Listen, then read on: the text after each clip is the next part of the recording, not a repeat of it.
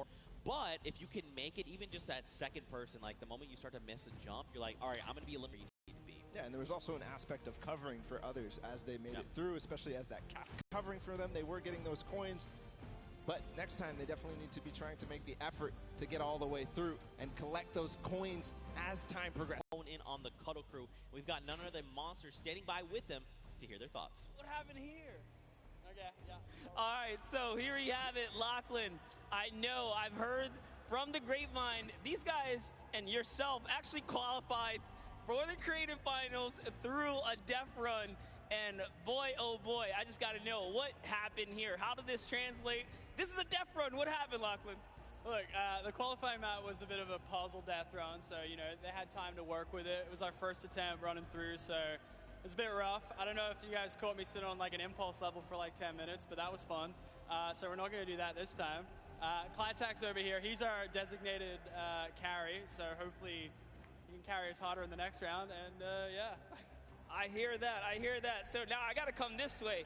Lachlan is dependent on you guys. What was going on? Was the death run, did it catch you by surprise, or was it just certain tricky moments that kind of choked you up and had you hung up there? There was a bit of confused in the castle because I didn't know where to go, and then the impulse jump at the beginning it just messed me up a bit, and at the end I didn't know where to go. It's just a bit confusing. And I have one more question here. So you guys have not seen the death run prior to this. Do you think that kind of held you back? And if you have another run at it, which you will, do you guys think that second time around you'll kind of have the strategies down packed? And I'm going to come down here with this. Yeah, I think that the first time around is always the hardest because, you know, you're kind of going into this environment, you don't know where to go, but the second time around I think we'll be a little bit stronger and hopefully we get better time. Absolutely, I bet it. So once again, this is the creative finals here. You guys, like I said, Lachlan pulled through with the puzzle death runs, but just showing the difference here. So we're going to send it back up to you guys at the desk.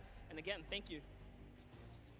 You know, Lachlan, you are good at many things, but apparently you're showing the world you're not the great at impulses. But it's okay. You're going to have another shot and showing them that the original thought we had, I know that. Show everyone that. You just got to show them, Bala. You know what else we're going to show them? We're going to show them the standings after that first game in this set right now. Who ended up where in terms of the prizing and where they are on their journey to the llama at the end of the set. So it's Raven's Revenge obviously in first. They earned themselves $55,000 and that much closer to the silver llama. That's right, but don't forget, Funky Fighters and the Chicken Champions both have those silver llamas. That is going to be a massive determining factor in going forward. You know, if you're Raven's Revenge, you are absolutely looking to try and snag that silver llama if possible, because that's going to put you in contention, right? Then you have to set your eyes on the gold llama for the tiebreakers. But all in all, to be able to kind of come through and win that prize money for you and your team is massive. They have confidence, right? And again, I think the only other team that stands right in their way right now is for Turtle. This guy is a maniac. He's showing us that he is. Let's see if that happens here in game number 2. The Sunshine Soldiers fell short, but Ford Turtle showed us all what he was made for, and I think we're getting ready to go into the match. As all the players are loading up right now, there's the Fish Fam, Scissors and company. They're all about to start. The gates are about to open. Guys, let's hear it for them. Ah, there you guys are. You're paying attention. I respect it. Here we go. 10 minutes. Countdown has begun. The gates are open. And now here we go. QZ is first out of the gate, immediately just flying. You can see this is completely different than before, right? Before, people were kind of taking their time. Hey, what's this? I can't see where this ledge, what's going here? Let's sit here and inspect everything. That's not the case now. Everyone is just flying through these obstacles. Yeah, a couple of these guys have not gone down yet. Here's Magma making his way through with the Ravens Revenge. This was the team that came out on top and was the player that led them all the way up to those treacherous stairway that we saw at the end there. Almost getting up around the corners. And here it looks like we are almost to the castle even for Turtle. And this is the player we were talking about so much, Zeke. That's right, man. A legend in every way of the word. Stewart almost making the jump for the Sunshine Soldiers as well. Unfortunately not. So this is this trap, this obstacle, very precise jump. You actually have to impulse a very specific way, at a specific angle, at a specific distance away from you to make it all in one jump. You can also, I hope they're not listening, but you can turn around and actually impulse backwards, right? So you face away from the tires and impulse yourself backward while jumping. Again, even doing that though, very precise. You know, you have to make sure you're doing this in one go. Look, Hyozi's already here. He's already trying to collect the coins. Already towards the half pipes in the castle. Wonder if he already triggered all the traps down below and grabbed that coin, or if he's leaving that for another teammate. Gonna grab that coin perfectly. Nice job by Hyozi. Now he's moving up even further. No, he's going to go back to get those traps.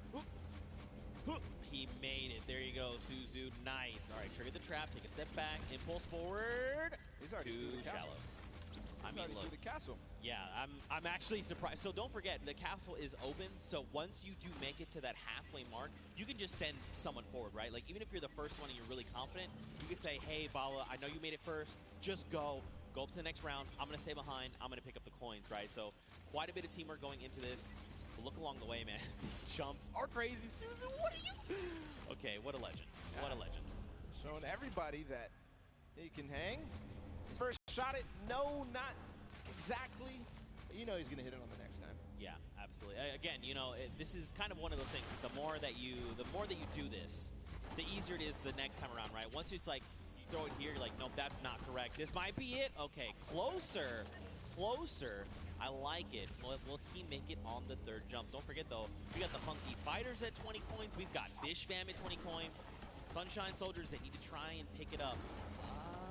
Here we go. Nice, but get across. There it is. Nice. The lava jump and what you were dubbing as double danger. Does he get a first shot? Does dodge the traps. Okay. This is from where he went last time, gets the coin, he's going to double back. First try. Oh my goodness, he went through those. I would have gotten scared there, but no, Fort Turtle knows exactly what he's doing. Gonna get all the coins in first try on the double danger, but doesn't make it through, so he has to still complete it. And Suzu and Sand, meanwhile, from Fish Fam, are You can start watching, right? Because like you as a player, you go to do it, you mess up and you're eliminating, you're like, what happened? What exactly did I do? You kind of go back and then kind of relive that moment. Not here, right? This is the moment that they were all stuck on for so long. Suzu knows it now. He's not going to hit the first time. Zand also attempted it at the same time. Not going to work out just yet. Here, they're going to give themselves the opportunity. Suzu trying again. Triggers two. The third, yes. The jump. All right, yes. Nice. Oh, and Zand. He was worried there that he might have pushed the door off. Not sure if he made it. I don't see him falling down. Yes, he did make the doorway, and now he's back towards this thing where he has to go under at the same time as triggering the trap. He does it. He's back to the stairs. The Fish Fam only need one more coin, and they're about to do it in 5 minutes. It is so fast here. The last time we got here, it was 1 minute and 30 seconds. So one more coin for him to complete the map. He makes it farther than any player has yet so far. Where's the next pad? He actually found it first try. I don't believe it. No, that was not where you gotta go. You gotta go back inward. It's okay though. He's gonna get another shot. Man, that was very impressive. Honestly, I would have been like, where am I supposed to go? But that's why this is called the leap of faith. You've got to jump around that corner and hope that something will be there to catch you. Faith he has. And with 4 minutes and 50 seconds to go, not a single person, not a single soul in vision. He's going to have plenty of time to work with. We'll see if the Ravens' revenge can repeat and get back to where they were, but it looks like Sand is also going to join as well, but no, he falls just before. Yes, Tyler too. So the Fish Fam is coming through in big numbers at this last leap of faith. And you know what could be huge here for Fish Fam? If they can make it through the leap of faith and they can actually get this coin, they're going to stop the timer, right? So less time that everyone else kind of has around to observe what's going on and try to get this practice in, the better. Here we go. Nice. All right, you got to jump in and out and around. Out and around. Yes, use the wall. Okay. All right. Yep. Look around. Uh-huh. Yes. All right. Okay. All right, here we go. Wait. Last jump. Ooh. And he needs to hit the coin. This is going to be it. No, he didn't touch it. Just barely missed there. Finally hits the bouncer, and he's gone. There it is. The first players to complete the world run in 5 minutes and 52 seconds. An unbelievable time compared to what we saw last time. But still, the remaining teams have to battle it out. Back to the Ravens' revenge. They're still on the double danger, and they are going to get through. He has to hit. Threading the needle. Oh. You hate to see it. Now, don't forget, remember, Ravens Revenge was the first team from last round. They made it here, and they're already kind of right back where they need to be. You've got the Sunshine Soldiers also going for the Leap of Faith, but look at how many coins they have, right? In theory, they should be at 29. This should be the last coin that they need to pick up. But someone hasn't picked up points. Now, where? I'm not sure. But that could make or break their performance right here. That absolutely could. We know Sunshine Soldiers had a great performance last game. Ford Turtle has completed the map. If you see him up there, he's just watching on down. But the Ravens Revenge seem to have completed just a little bit more. Everybody now, I think, going to be trying to attempt these last couple of jumps. And they must try to complete the match. But important to note is the Ravens Revenge in second place right now. They need one more coin as well.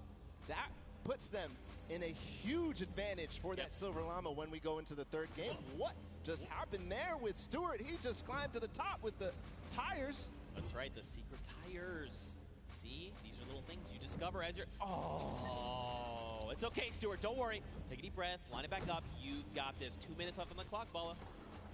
Taga all the way in the back. He's catching up with his team. He's going to hit that. Can he hit the last one? He lost a little bit of speed, but he does. So he's joining up. Maybe he can collect any coin that he missed. No, it's actually going to be Arthur up here. He's got to finish the Leap of Faith as well. So number of teams here. Man, you got to think, if you're everyone else, you've already seen the Fish Fam stop that timer at 5:52, right? Just under 6 minutes. So you're thinking, we have to go. We have to be hitting these jumps, and that's just applying more pressure, right? Especially with a crowd here roaring as well. You know, there's all this pressure on the line. Nice jumps here. All right, keep looking around. Yeah, you see it right there. Bounce off the wall, out and around. Oh! So difficult. So challenging. He's learning the reasons why right now. He's going to continue to get more attempts. Meanwhile, the Funky Fighters have gotten their last coin up to the final one. Kuto being the player who gets there. He's on the Leap of Faith as well, so it's just head-to-head against these two. And this is very important for Funky Fighters. They need to stop Ravens Revenge. If anything else, getting second obviously important, but also because it's head-to-head against Ravens Revenge, this is such a meaningful final jump. And, I mean, don't forget, they were the winners of that first round, so they already have points built up from that. If they could secure this last coin, that could be massive heading into the standings. But again, we've just got about 50 seconds left here. You can just tell they're just trying to hit these jumps with everything they can. Okay, Kuto, right, a little bit further than we saw him last time. He's got to make the leap. Yeah, this is the one you have to go out and right? There okay, you go. Now the bounce off the wall. So looking exactly, seeing if there's any more opportunities. He makes it. Okay, this could be clutch. Bounce. This could be clutch here from Kuto. Just gets to the top here, and then he needs the bounce pad. Yes, perfect. Just the coin now. He gets it! There it is! 9 minutes and 23 seconds ahead of the Ravens Revenge. Still time on the clock, though, for the Ravens Revenge to collect that last one. And what's impressive, too, is that 2 players have actually completed for it. The players up above, but now the rest of them, 1 second remaining. It's still going to be the Fish Fam, 5 minutes and 52 seconds, who take that one. That second map of the World Run is down and done. Mad props to the Fish Fam. They did it in almost under 5 minutes, right? They came out at that 5:25 mark, 5.5 minutes. Now, Funky were right behind them. A little longer, right, at that 9:23 mark, but still, they got all 30 coins. If we have to go to tiebreakers, these 2 teams have 1 more coin than everyone else up at that 29 mark. So that could very well make a big difference heading into tiebreakers. But again, Fish Fam, way to show up. I respect it. It's crazy, the improvement from game 1 into game 2. Yeah. It was just awesome. Ravens Revenge obviously in the first match coming out ahead, but Fish Fam clearly improving all across the board. It wasn't just one person. It felt like it was the entire team because that time was unbelievable. That's going to be hard to beat. Yeah, we'll have to see who else can do it. Again, you know, Ravens Revenge had a fantastic showing. Funky Fighters showed up there at the last moment. And then, obviously, the Fish Fam. But don't forget, you still got players like Ford Turtle over on Sunshine Soldiers. Everyone, all of these teams have someone that's going to get them very, very far, right? We've seen that. But now the question is, heading into this next match, what does that mean? Fish Fam have already completed it. Funky have already completed it. Raven have gotten close. Does that mean we're gonna see another 5-minute timer? Could we see it even faster? Good question. And Ravens Revenge needs to figure out how to end the match. Because if they don't, then they won't be able to get ahead. They won't be able to close out, especially as other teams go ahead. Fish Fam knows how to complete it. They've proven that they can complete it, and Funky Fighters as well. Yeah, for sure. Well, for now, let's send it over to the stage where Pookie is standing by with the Fish Fam. And Pooks, real quick, ask them what their favorite fish stick is. You know, can't always make it all about you, but I am down here with the Fish Fam. It is, dare I say, official. They're the first team to take a victory in the death run. I'm going to start here with Suzu. So you were the one that essentially clutched that victory for your team. How did that feel? It felt great. Like, at first, I choked the bouncer, and I thought I choked the level as well. But then I figured it out, and I picked up the coin. I was like, wait, this is it? Let's go, baby. It definitely looked like you were in a little bit of a precarious situation there for just a second. Was your team coaching and helping you that whole time? Yeah, they kept track of the coins that we picked up. They kept motivating me, like, you got this, this is easy, we got this, we got it in the pocket and stuff. So yeah, that felt great. Awesome. Now, I'm going to come over to you, Scissors. We all know you are the veteran of death runs. You have been doing this from the very beginning. It must be an absolute honor to be here on the stage today competing, being able to help these guys out, pulling through to a victory. Are you going to continue the strategy going into the next game? We've got the strategy on lock, and obviously it's awesome, you know, helping these guys, but they're helping me win. They're the real speedrunners. Well, I mean, it is a team effort at the end of the day. All of you have picked up coins. Sand, I'm just going to go over here and talk to you really quickly. Now, I mean, this Creative Cup, what does this mean to you as, you know, a creative champion? I mean, I'm not a champion yet, but maybe, yeah. Maybe one day. Well, thank you guys so much for staying here, hanging out with me. Best of luck in the next run. Zeke, back to you guys. Look at that, the Fish Fam ready to go back in. They're already getting their heads back in the game. Also, great pun, Pookie. Also, I'm upset with you that you think this is all about me. What is wrong with you? All right, though, anyway, what kind of takeaways do you think these players can make heading into the next game? Well, the takeaway that I take out from that is that they were all supportive. The interview, they said they were supporting each other, keeping track of the coins, and pushing their Suzu ahead, making sure that they're encouraging him. But for everybody else, I think the takeaway is, how do we beat that leap of faith?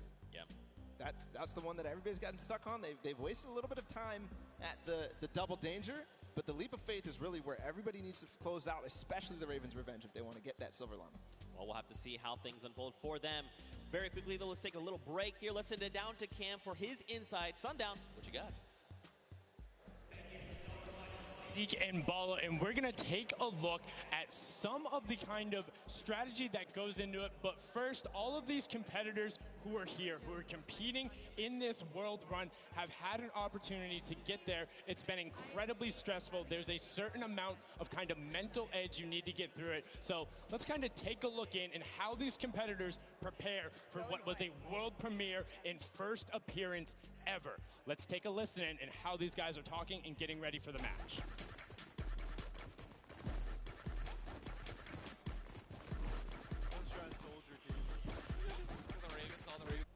Just absolutely amazing there. You can tell Ninja and then the trendsetter right there, throwing the peelies in the air, but also big shout out to whoever that was on the Llama Record Co. I saw you there, hitting the Llama Bell. I got you. But now let's get into some of what happened during the World Run, some of the kind of cooler straightaways and, you know, some of the tough challenges that you face. So first, right away, here's a run coming out from Chappie of the Ravens' Revenge, and this was one of the first obstacles you hit. So you can see he's on pace with everyone else, but what makes this so great is how efficiently he transfers this over into the castle jump. Is barely able to delay. This is one of the toughest first things to get when you reach it. This is his first time ever seeing this jump. No problem. Hats off to you there. And then what does he do right away? Gets into the trap trigger and he's able to get them. Notice how as soon as he goes, he is quick flicking his camera back to the ultimately the Cuddle Crew had a little bit of a harder time when it came to that castle jump. It's okay, this could have been my replay and I wouldn't have been lying. So many of these, they're so incredibly difficult because you think, oh, I want to maximize my height up, but you have to get it out with the correct trajectory. Now you can see Ninja able to get through the speed part of the run and then over the top. This is towards the back half, and look how well he's able to then trigger those traps and get through. But the Fish fam were the ones who were able to make that incredible run on the back of Suzu. Now this was from his first run when the Ravens Revenge were able to get it. And if you look at the timer, next time he faced this, he about finished the course. So an incredible job from him to make sure he is pushing the limit with what they're able to do. And you can also see the level of communications. He knew he messed up right away, and then he immediately communicates to the team. It's like, hey, you got to run and then go up. Now you're in kind of that double trouble area trying to get the triggers,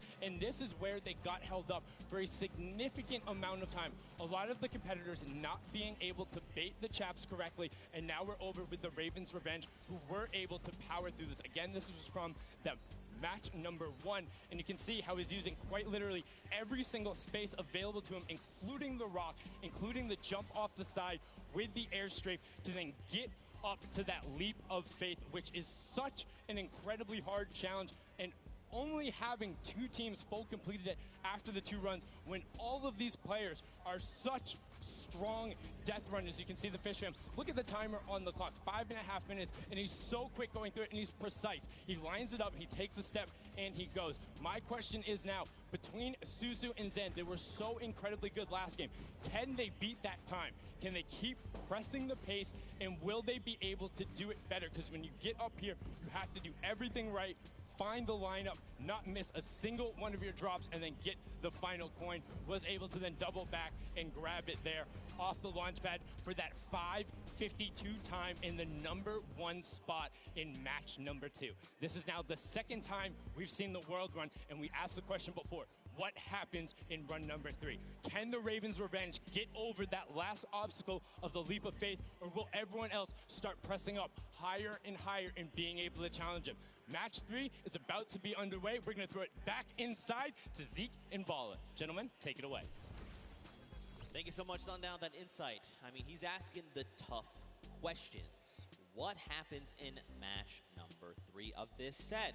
You know, again, Fish fam, you saw, I kind of touched on a little bit earlier, you want to have as many people up on that leap of faith as possible so they can just sit there and rotate around. But before we hop into this next match, Bala, I think we probably want to take a look at the standings. We want to see how things are going for all of these players together. And of course, you want to take a look behind us. We've got Fish fam up there in first place from that last match, walking away with a nice chunk of change. Ravens Revenge there in second, Funky in third. Don't forget, Funky Fighters and the Chicken Champions both have silver llamas, and that's going to play a big factor later on. Everybody needs to make sure that Funky Fighters do not get that last silver llama, because then they are out of contention if they don't have a silver llama. Because Chicken Champions don't really mind, because they have another place to play. They are kind of out of contention for this silver llama right here, but still, so many different teams have an opportunity here. The Ravens Revenge, the Funky Fighters, Sunshine Soldiers with the Ford Turtle, and then the Fish fam as well, able to collect it. So we are going to get into the next game of the World Run, the last one of the set. Here we go. The timer is counting. We've got 10 seconds before the gates open, and they start the run. Scissors, you can see the focus in their eyes a little bit there of Turtle, and here we go. Ladies and gentlemen, the World Run commences right here, right now. The players are out the gate. Here we go. The first run, Taco, Taldak, they're right out. Ninja falls, unfortunately. So does Kotu. Zan there looks like he's making upper with Tyler. Magma, Kororo, they are just neck and neck. Again, you know, it just goes back to once they figure it out, they're just going full send. I want to see who gets out to the early lead here. Suzo, the champion of the last one with Fish fam. He's a little bit behind, but again, he has the opportunity to catch up when he starts getting to those more difficult obstacles. Right now, it's not looking like anybody really taking a huge lead, a huge advantage, because we all saw how proficient they are in these early stages. Really, the first obstacle that stumps most people is this impulse jump. That's right. Here we go. Don't forget, this is that precision impulse jump. You can do it forward, you can look away. First jump, unfortunately too shallow there on both sides. And both from the Fish Fam will be going down there. I saw there on the left, there is actually a team that has made it across. You've got Raven's Revenge, who is in the castle, and I believe it was actually the Llama Record Company that are also at the castle right now. Fish Fam, the Cuddle Crew, Raven's Revenge, Sunshine, and the Funky Fighters. And now the Llama Record Company all have 11 coins. See the castle run, how fast they can get through there as a team. Also very important, as most players are now getting through this first difficult impulse jump. Looking for anybody rising up, looking for anybody completing this trap obstacle course inside the castle. If they can collect those coins fast, the players who get fastest through the castle and really collect all those coins are, in my opinion, the people who are leading the pack. Yeah, I almost think like, should you just like as a squad grab, like send one person to each thing and just like very quickly grab all four, and then as a squad go up, right? So that you have more chances going through every single challenge. Obviously depends on how many of you actually get to the castle. What a time there from Scissors through that one. Is he going to be able to finish out that impressive performance? He's got a couple of jumps still to go. One, no way. I will. 2, 3. Scissors showing off why he's one of the best at these types of maps, but way ahead of him, his teammate Suzu, leading the pack again. So this might be a better time here for Fish Fam. All right, man. Scissors, that was insane, dude. Again, like these guys are so good, right? Once they figured out they can just do it. It's almost like muscle memory. You see Suzu here. Now, if Suzu's smart, he waits here for Scissors to get across, and then once Scissors gets across, he can start triggering the trap. He's going to opt to say, look, you know what? Let's just go. I'm trying to get the coins. We need to rack up as many and as quickly as possible. Because don't forget, last game, they got that 5.5-minute time on lock. They still have another 1.5 minutes going off of last game, right? If they can do it again, it's going to be huge. Waiting for the chiller on his feet to get off before he goes forward. Now he has full reign onto this one. If he one-shots this, he's putting himself in such an amazing time. He's kind of letting his team do the rest of the work. Oh, one shot here from Suzu. Is it possible? Getting through the door? No, just short. Shallow. But he did not go all the way back. He's continuing the recovery on this run. Not quite enough. Man, Suzu putting everyone in his fishbowl, saying, don't worry, fam. I've got this. Gonna jump down, first trap. Second trap, hop across, take a step back. Nice. Oh, there's actually someone else there. Is Scissors there with him? This is huge, though, if Scissors is there, because look, they can hop through together. Suzu can trigger this, and then get Scissors there where he needs to go, and then there will be two members trying to get these traps. Unfortunately, too shallow. Making the same mistake there on that bouncer. The speed pad up into the bouncer. You see, he's trying to keep his back towards it so that he can make sure he hits the bouncer on the right point that he wants to. Kind of have it memorized at that moment, but a lot of teams starting to catch up right now, so, you know, starting to lose the pace that they had in the first game. Oh, don't slide off, don't slide off. Unfortunately, slid off. Now look, Sunshine Soldiers, they're already at the 28-point mark. So are Raven's Revenge, with Fish Fam right behind them. Everyone else is tied right around 25 coins. Oh, and look, they actually sent Flytax forward. He's trying to make it to the Leap of Faith. So he's left his teammates out behind, saying, look, just gather the coins. I'm going straight to Leap of Faith. That's the 1 point we know we need. Magma up ahead as well for the Raven's Revenge. And the record of the map by Fish Fam has gone past. That was 5 minutes and some. And we're now down to 5 minutes left total. Magma making sure that he makes this jump. He doesn't want to waste time. I think he might have the confidence here. Just got to bounce off the wall. No. Short. Not yet all the way through. If he can do this, he is clinching himself that Silver Llama. Stewart, okay. Yeah, these momentum jumps, very difficult, or neo jumps as they're also called. You gotta be really precise, really, I mean, you have to be very calculated with every single one. You got Chappie over here, you've got Stewart across the way as well. And look, you can see Suzu there too. I mean, there's so many people here that are already at the Leap of Faith. And look at the rest of the teams, right? Even the Funky Fighters, Little Whip, and Llama Record Company, they're at 26 coins. They're closing in on that Leap of Faith. Sunshine Soldiers adding their name to the hat of people who are trying the Leap of Faith. Stewart, not quite making it through yet. Magma right now feeling a bit of frustration. He feels the pressure. He knows that he has to try to make this, try to get this last coin ahead of anybody else. Clytax has joined the fray as well from Cuddle Crew. So you can see too, like Clytax is, while Stewart is using his camera, while you jump forward, you whip your camera in the direction you want to start moving. Clytax is doing the opposite. He's actually just using the momentum from his movement abilities, just like his keys, to get him where he needs to go, not even touching his camera at all. Two different ways to approach it. They're both about the same. It just depends on which one you're more comfortable with. Magma here, he's in a good spot. Great ricochet there. All right, just take it easy. Nice. All right, good land. Almost. The tires. He's going for it. Yes. He's just going for it. Could he be the first one? No, Sunshine Soldiers have actually already done it with a 623, and Raven's Revenge there with the 636.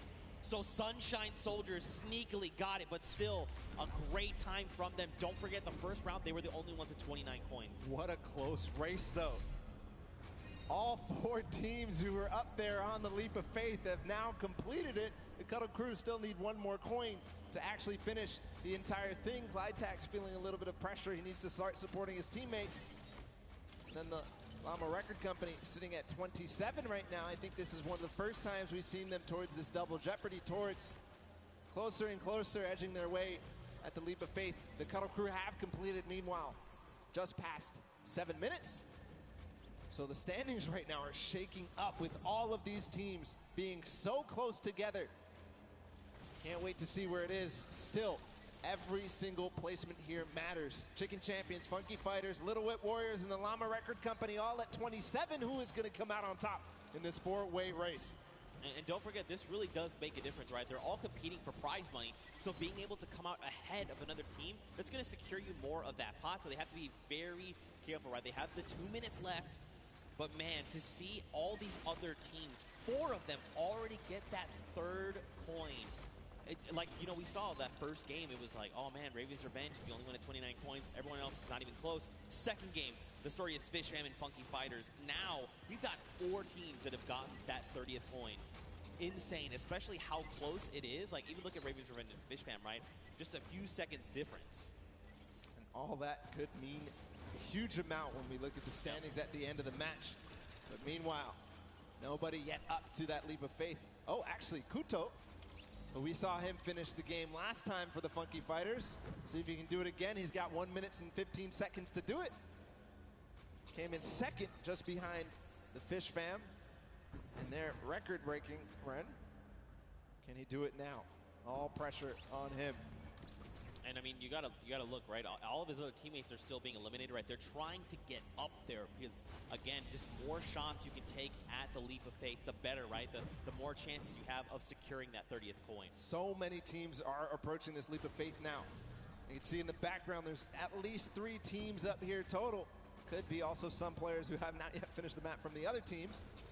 As Chappie sits there, Chicken Champions making their approach.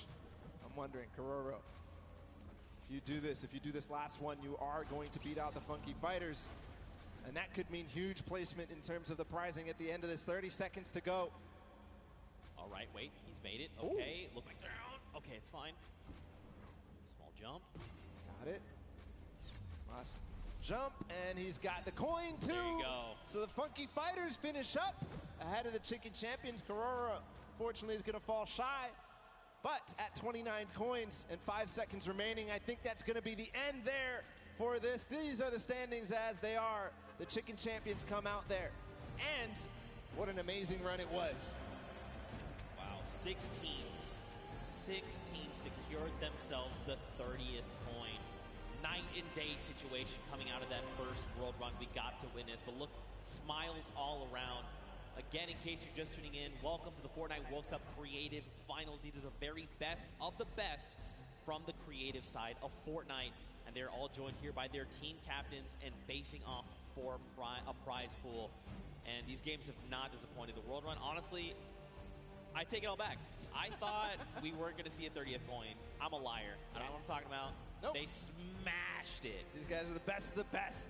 Fish Fam, Raven's Revenge, these guys showed up hard on this world run. Absolutely incredible performances. 2-time finishers all the way through. And now we also have to be able to think about what these standings are going to look like at the end of the day, because it was close, right? Ravens Revenge, that first one, and then getting second, and then getting second again, could mean that they are in contention for that first place here in this set. Yeah, I mean, so Raven had plenty of 29s, right? They came second, I think, just about every game except that last one.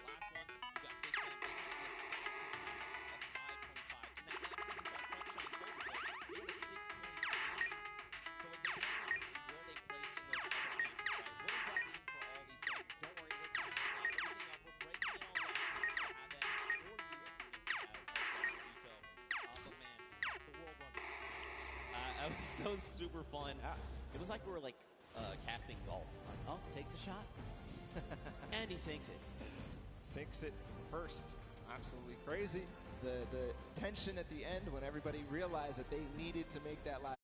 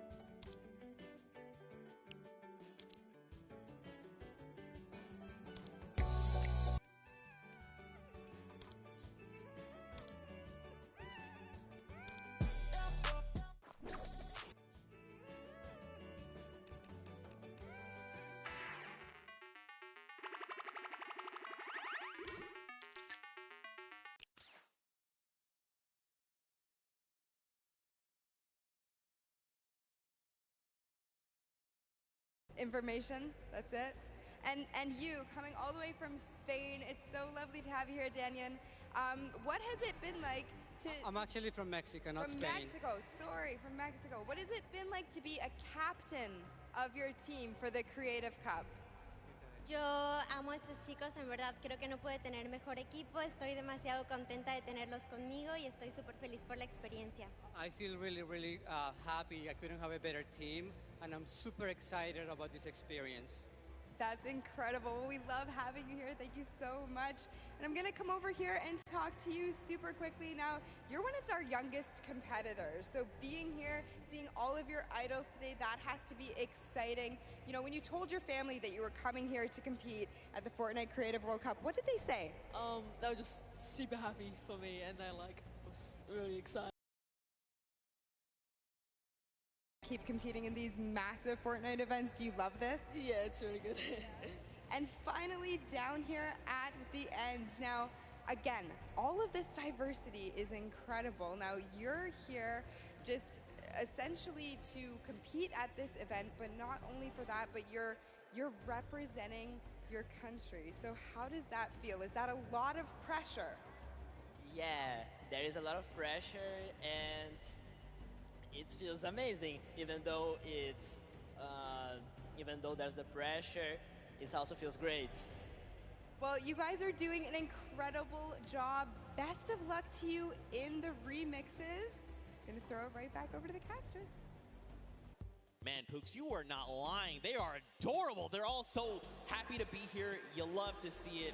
Man, the Sunshine Soldiers again. Mad props to them for coming in with that 6:23 time in the last set of that match there. Again, though, 6 different teams, all with 30 coins. What does that mean for the standings? That means basically it's anybody's game, right? That just means anybody can take this because everybody really was pushing the pace. Everybody was making sure that they were in towards the top. It was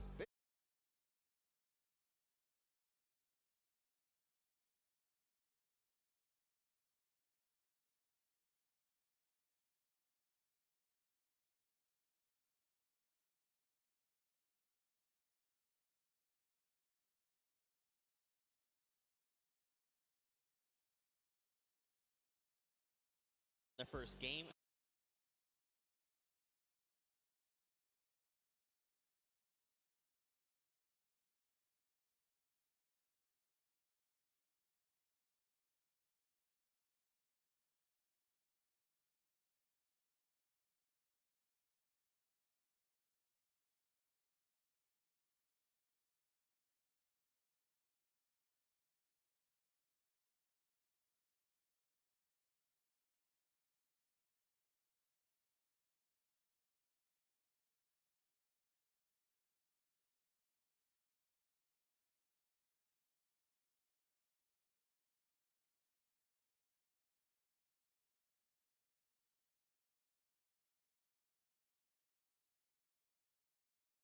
precision jumps, these tight jumps like the one around the wall that you can't even see. You just have to know in your head, I know where I'm going to land when I come around this corner, because it's not something you have eyes on.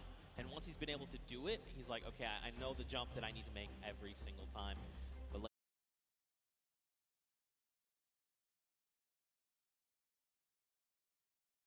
from the world run, everyone gave it their all. Man, did they show up huge. I'm not disappointed. That was so much fun to watch, especially coming off of Sky Station to then Junkyard Juke to this. Just three almost completely different creative game types we got to see today. Yeah, we're putting them through the ringer. They have to do all sorts of things. They have to show off how versatile they are.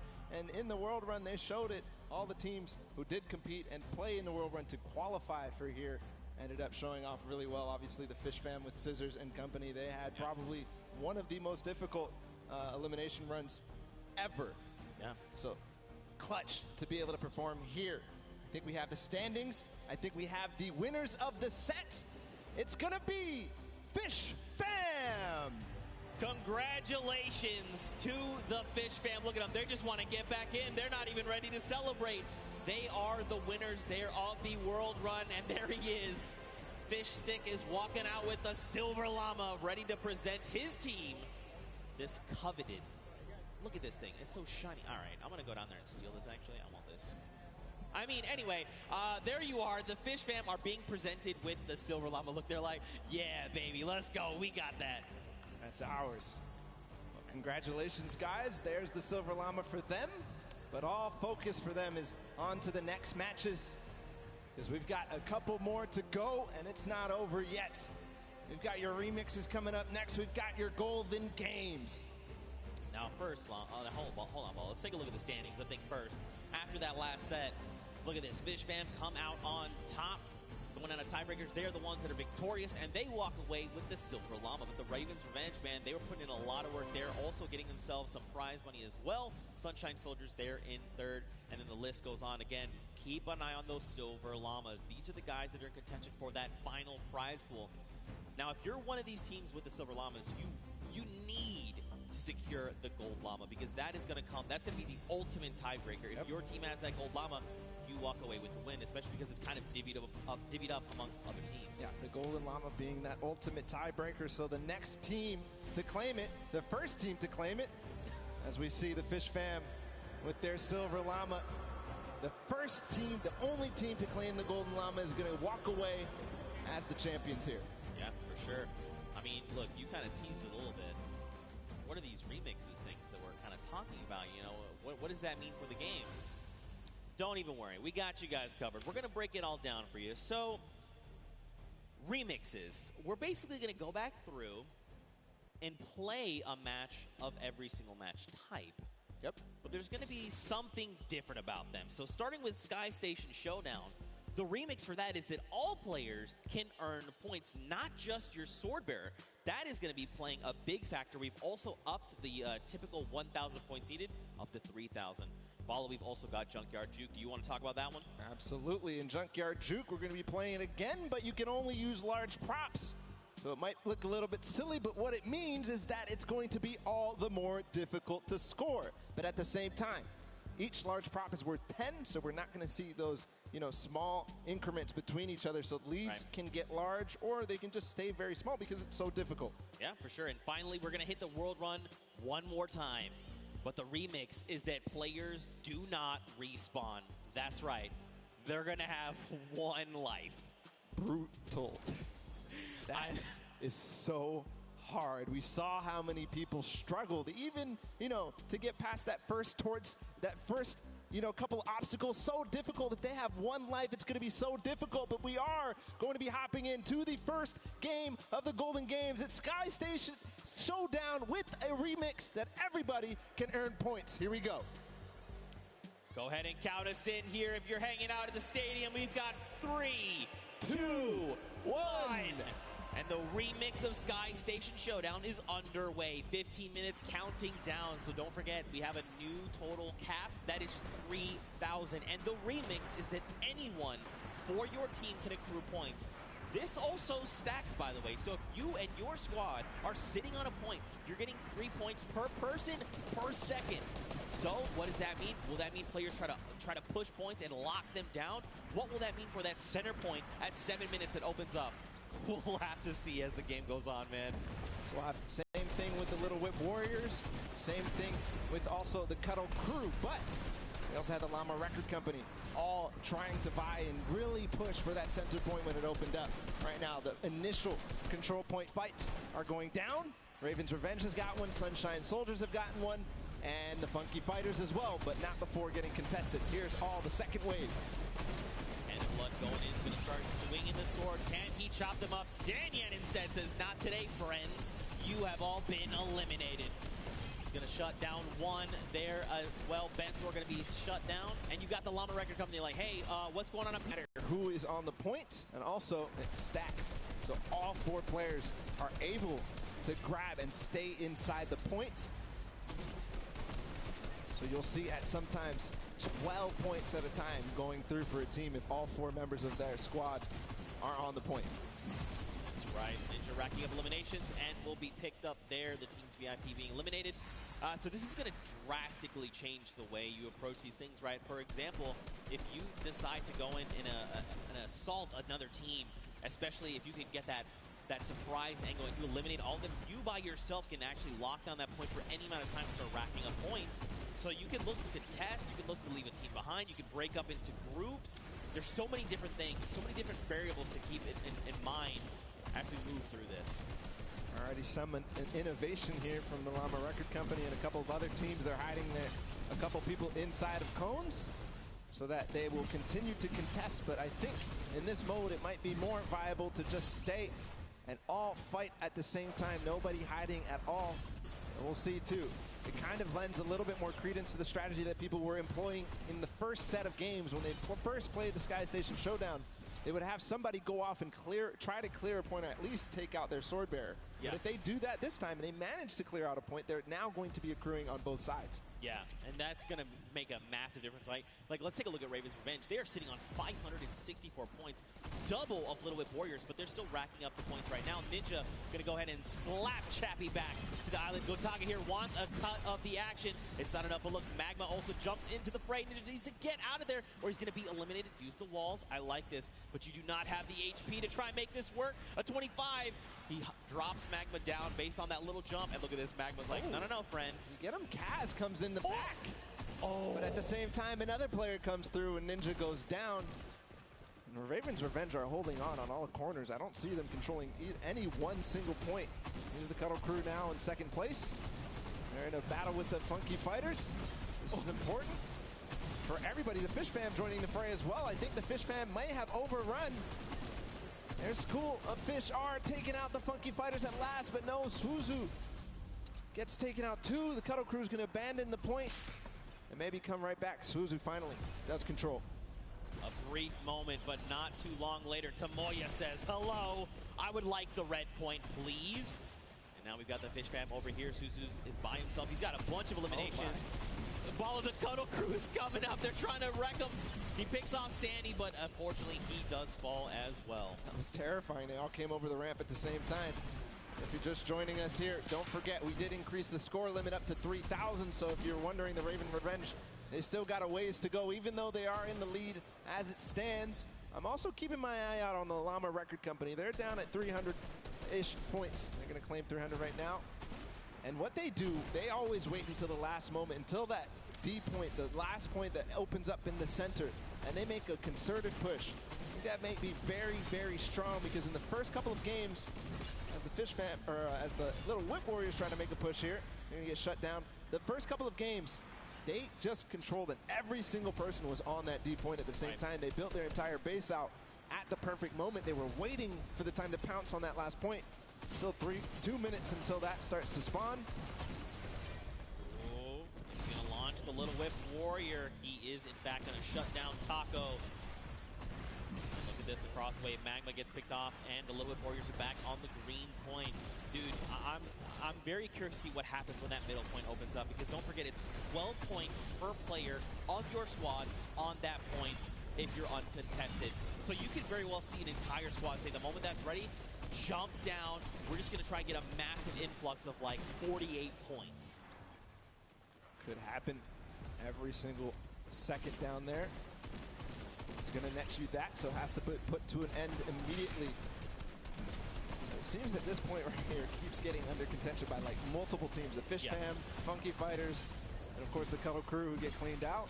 So they're not earning anything really from all fighting at the same time. One team ends up coming out on top, but then it all happens again. So maybe some timing issues here in terms of synchronizing the push on this point specifically.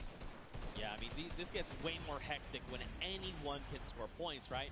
And the Fish Fam have been doing a great job sticking together, going in as pairs, duos, if you will, and trying to shut everyone down, but that's only going to get you so far. It kind of breaks down, too, when everybody can score, because there's so much that more important. If you're by yourself to stay on the point, in the previous iterations, if you're by yourself, you get off the point, because you can't even score. But now you have to stick around. Look at the slaps coming out. Lachlan does take out Scissors, but does fall as well. Now Clytex is just trying to get back into the fray, get himself those height with the impulses. And now don't forget, they have a limited number of builds. It's about 100, I believe. But right now, man, you seem to be turning your attention left and right, trying to eliminate as many players as you possibly can. This remix is shaking the very foundation of this mode. And Clytex goes in, he's going to start trying to take him down. Did not go his way, though. See, this is what I'm talking about. Finally, the Fish Fam control this point that the Cutter Crew and Funky Fighters were fighting for so hard. And they control it with all 4 players, so you can see their score rising significantly every second there. At the same time, the Llama Record Company with an evenly timed push as well, but Rubius comes in. Chicken Champions take out 1, but I don't think that's going to be enough. I think the Llama Record Company, no, they don't hold. Or do they? Is the question. It looks like, unfortunately, the answer is no, as the Chicken Champions are rolling in on the Sunshine Soldiers. Attacks are going off left and right, but Danyan is just it's just not falling. Just keeps eliminating left and right, getting a little bit of that side. The timing of that push from that took out the Llama Record Company might have actually worked out in their favor, because they're all going to respawn together. 5 seconds for this D point to spawn. You can already see they're hunting. Hand of Blood, Rubius, Carnifex, they're all going for it because they know the importance. If they can all stand in there at the same time, all the impulses come through before anybody can even build a base, build some protection against them. It's pure chaos down here on the D point. And look, if you're another team on the outside looking in, as all these players are just jumping in toward that center point, you do what Gotaga's doing. Let them all fight it out. Let's just sit on the point. No one seems to be paying attention to the fact that we're about halfway through what we need to win. Let them all fight it out. Don't make any sudden moves, right? Don't be the distraction to have someone go, oh wait, there is a point up there. We need to go get those guys. I love what they did just there. They forced the 1 player there, but hold on, the Funky Fighters are all in. They have a base. There's no impulse. They are climbing the leaderboard hard. They're at 3rd right now. They're going to overtake 2nd. If this does not get shut down soon, the Ravens' revenge may have trouble looming. And look at this, Llama Record Company, Hand of Blood is trying his hand and slaying these players, but it does not go his way as Tomoya comes in. No Llama Record Company, they stay strong. They're still racking up the points. Scissor says, no, friends. This is not allowed. You cannot continue to do this. Clytex also wants in on this as well. And Scissors meets an untimely end. Meanwhile, the Ravens' revenge have not stopped climbing points. If they have 4 members up here, it's about even to 1 player on that D point. So just continuing to stay there. Finally, the Little Whip Warriors, Ninja, and crew are going to clean that up and put an end to it just before they hit 2,000. But on the other side, Chicken Champions are looming. They have 4 players on a single point, not the mega point in the center. See what's going on with them. They're all lurking. I don't think anybody really is too worried about them, but you know, with all 4 players here, it could all of a sudden become a nuisance. Back down on that center point. You've got Hand of Blood trying his hand again. Did not go his way. Kotu is here, though, for the Funky Fighters. He was able to rack up a small amount of points, but still, every little point you can gather is going to make a difference going in the end. And look, Gotaga and Raven's Revenge are back on the point, but so are the Funky Fighters. There was 3 for just a moment. Chaos is down, just breaking out down on the center point right now, Bala. What is this Literally every single sword bearer and almost every single player here from the Llama Record Company is using those tactical shotguns and getting in. But again, the Ravens Revenge are on point with 4 players, just shooting down, throwing impulses where they can, and just making sure they're accruing all those points. Meanwhile, the D point, nobody has gotten anywhere since the Funky Fighters were left there for so long. It all depends how this all unfolds. Hold on, they're trying to get a base. I think they might finally break through. No, they lose and trade off evenly every single time.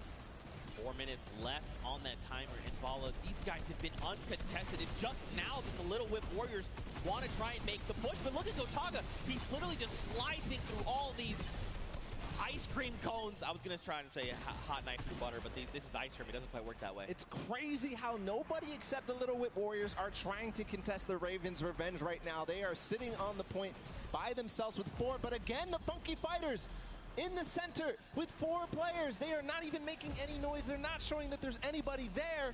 They are rising so fast. Finally, Four Turtle comes in. He spots them out, but that's not going to be enough. They shut him down immediately. They're still on the point. They need to just box this up. They need to bunker down. Look at this. They just overtook the first spot.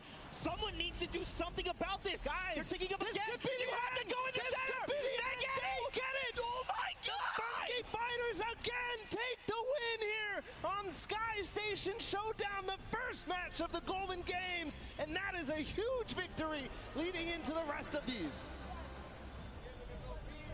Just unbelievable. For so long, Gotaga and Ravens Revenge sat on the green point completely uncontested. And then for a moment, everyone forgets about the center point, and that's enough for all 4 members of the Funky Fighters to sit on the point and just rise above everyone else. And by the time everyone could kind of figure out what was going on, it was too late. They stole away the first golden game. Ridiculous that nobody was able to spot that out. It seemed like Four Turtle was going to say, okay, guys, they're all on the point. Everybody start doing everything you can to stop them, because he saw all 4 members. They went from less than 1,000 once the D point was out to all the way up to win. And it was 400 points between them and the Ravens Revenge at the end there. Right. But you do have to also think about who else came very close in second. Ravens Revenge, who's in third. We'll be able to find out in a bit with the standings, but just an unbelievable performance there from the Funky Fighters to realize exactly what must be done. That was the second time they completely boxed up that entire D point. Yeah, and just completely uncontested. But that's it for the first of 3 golden games. And for the Funky Fighters, they secure that win. But for now, let's send it back over to Pookie. She's standing by with the winners. Pookie, down to you. Thank you so much, Zeke. I am down here with the Funky Fighters. Another victory. I feel like I've been talking to you guys all day, but how did you find that remix game? Because those rules were a little bit different than what you were used to. So what was your strategy going into that one, Huzi?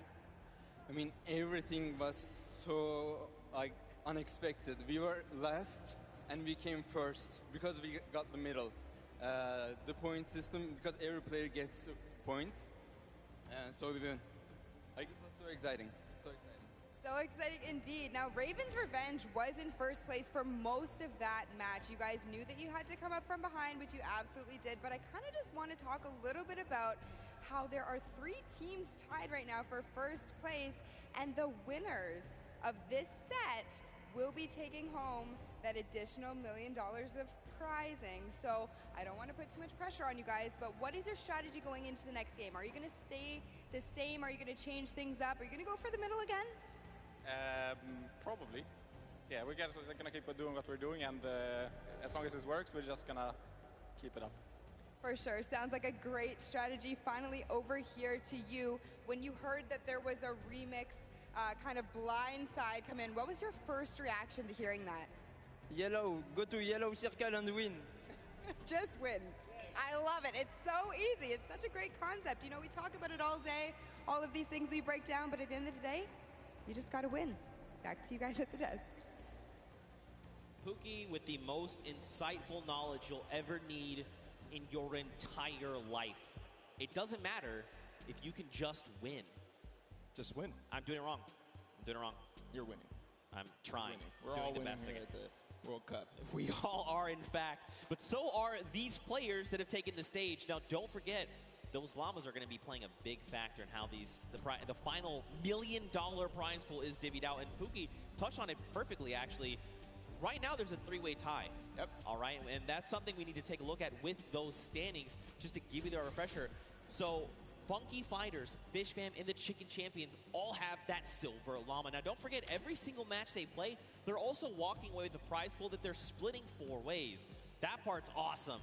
But man, that extra $1 million prize pool at the end will be huge. So either the Funky Fighters, Fish Fam, or Chicken Champions need to win that golden llama for one of them to win, or if you're on the outside looking in, you just want that gold llama. Because if you win that llama, that means you and your team actually win that pot. Yep. You win the $1 million final prize for the Creative World Cup.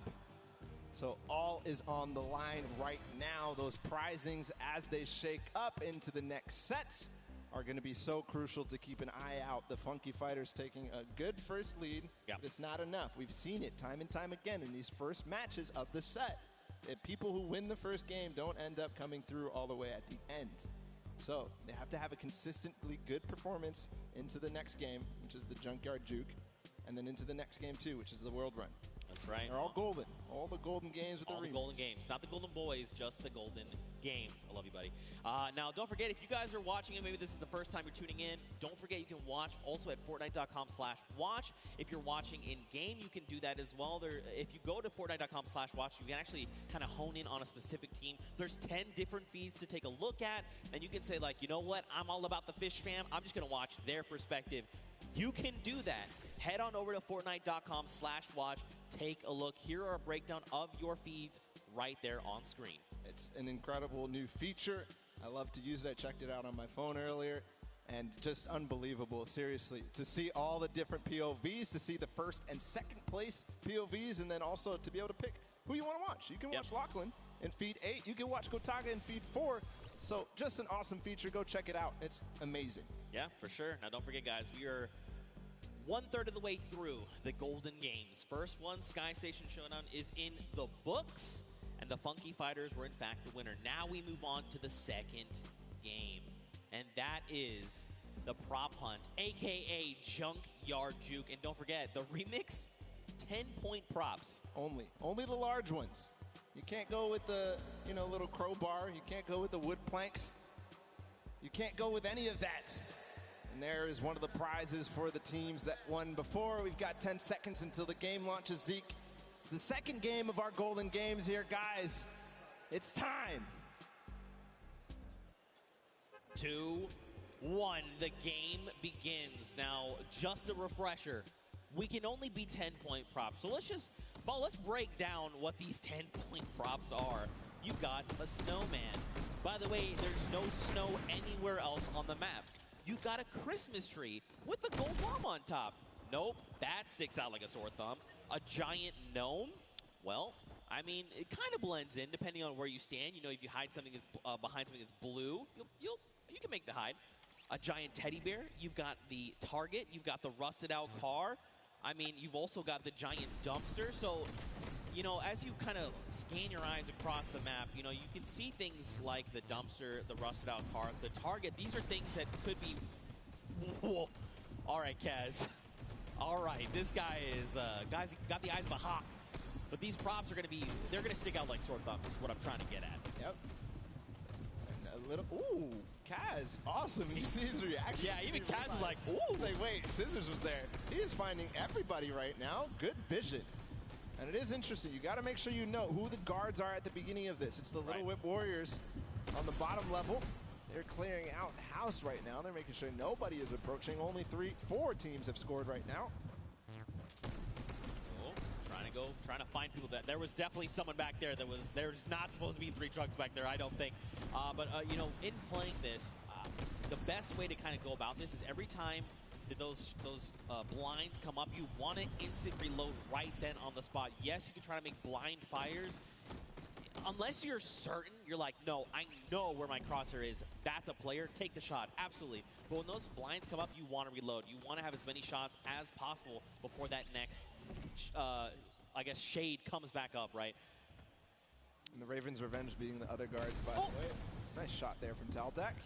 Yeah, you mentioned when the blinds, I've been calling it the black, when the black comes up, take the time to reload and make sure you're taking the time like Taldeck to stop and try to remember exactly what you saw. Don't move your POV, don't move your camera at all as you try to recognize exactly what changed. You've got to use the uptime of your vision to take as many shots as possible to clear out what you think is possibly a prop. That player came down from below because he hit one of those springboards.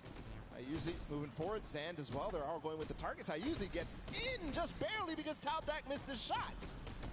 Man, this is really good for the Funky Fighters. They've taken themselves a nice early lead. It's only 20 points, nothing substantial yet, but if they can do this every single round, again, another big prop going in, they're at 50, 30 points ahead of the pack, and the only 3 teams behind them, Fish Fam, Cuddle Crew, and the Chicken Champions.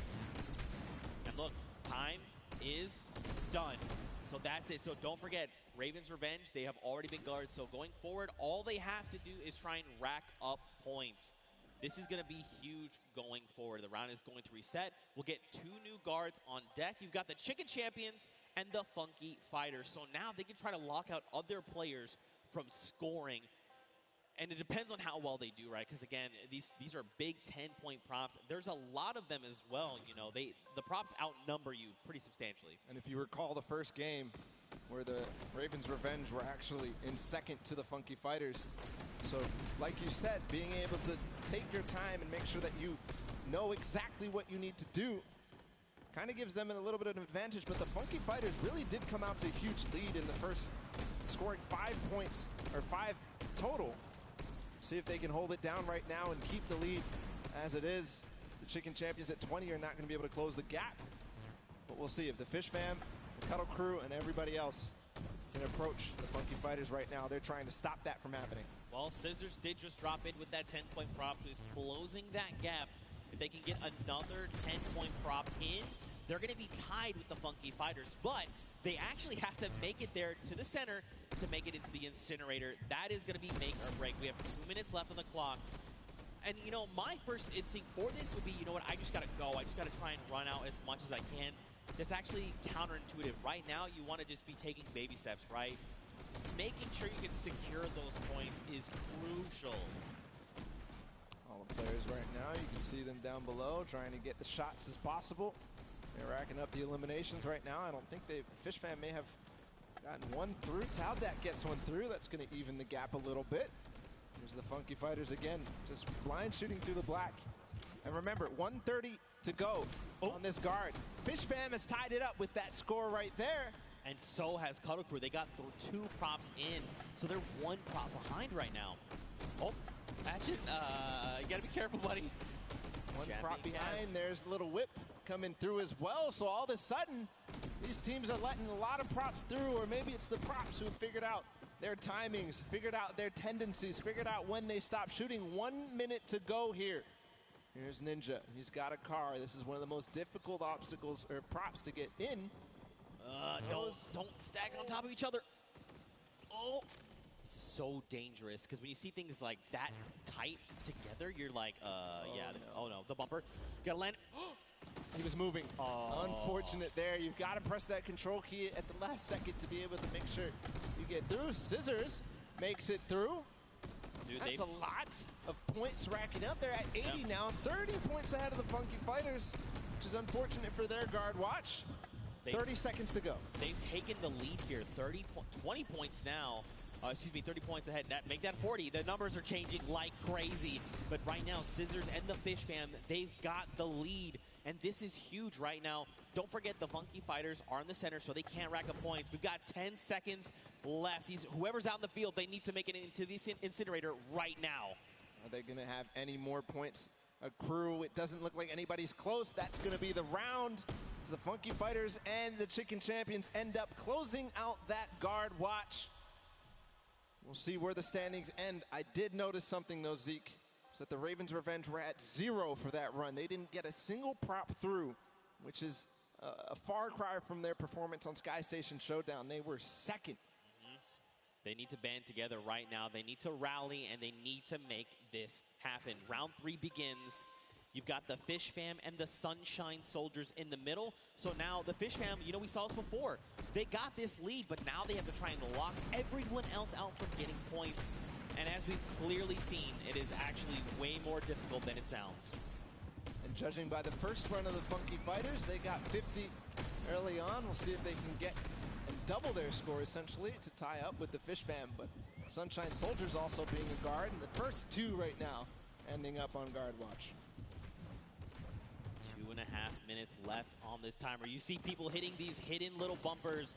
So a little surprise in case you've been wondering, why have they been flying up? There's little secret bumpers that are buried. You can see one right there that looks like a little silver dome. If players touch that, they're actually launched into the sky.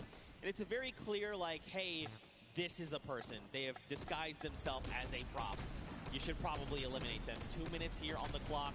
And Fish Fam are just tearing it up. But look, Funky Fighters, they were guards last round. They were behind pretty far. And now they're starting to close up that gap, right? If they can get another 3 props in within this 2-minute timer, they're going to be in a great spot heading into that final round. Tyler trying to hold it down before he gets his last opportunity to go with the props. But here, the Cuddle Crew, and they're going to be on guard watch next. So if they don't solidify this lead very strong right now, it's going to be so difficult. Meanwhile, the Ravens Revenge did finally get a prop in. They could have a final round that could be amazing. We'll continue to watch here for the Cuddle Crew. Llama Record Company and Funky Fighters all earn a point in just a second there. 1 minute and 20 seconds for this guard watch to end. Cuddle Crew's only a single prop behind. The Funky Fighters are only 2, and so are the Llama Record Company. Raven's Revenge is now on the board with a single. That's a Raven. Look at that. Scissors, he's got this on lock. He's got the entire map laid out in his mind, and he can tell the difference. Wait, does he catch it too? He did not. Wait, these other 2 trucks, are they actually going to make it in? They're making it in. Yeah. That's unfortunate. Scissors, they snuck right under his nose. They get in. But it doesn't. Oh, he hit that person from the blinds. Wow. He heard you, Zeke. He knew. Listen. Flexing a little bit on everybody. He knows I'm a big fan of his. All right, he knows. He knows. Cuddle Crew. They're nice and hidden. All right, got to watch the bumper. There is one hidden. You see it right there in front? Be careful. You can see it. It's right there. Don't do it. Nope. Never mind. That was looks like that was Fish Fam. And it looks like a lot of props are making it towards the center right now. I think I just saw 3. Very close. Here's the approach from Huizi. Remember, they have to get sorted to get scored. So Tomoya, I think, will be the last prop here. Bensor making a push for it. No. But what a push there at the last second. They do all tie up. 3, the top 3 are tied up at 100. So that means this last round of Junkyard Juke is going to be so crucial. This is very scary heading into round number 4.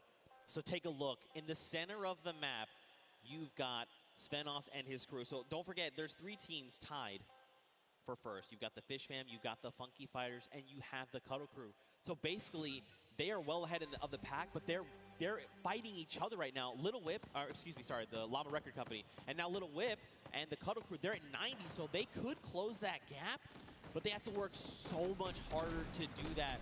You've got the Cuddle Crew in the middle, and this means they're not racking up any points for this round, right? They're just trying to keep everyone else from accruing points.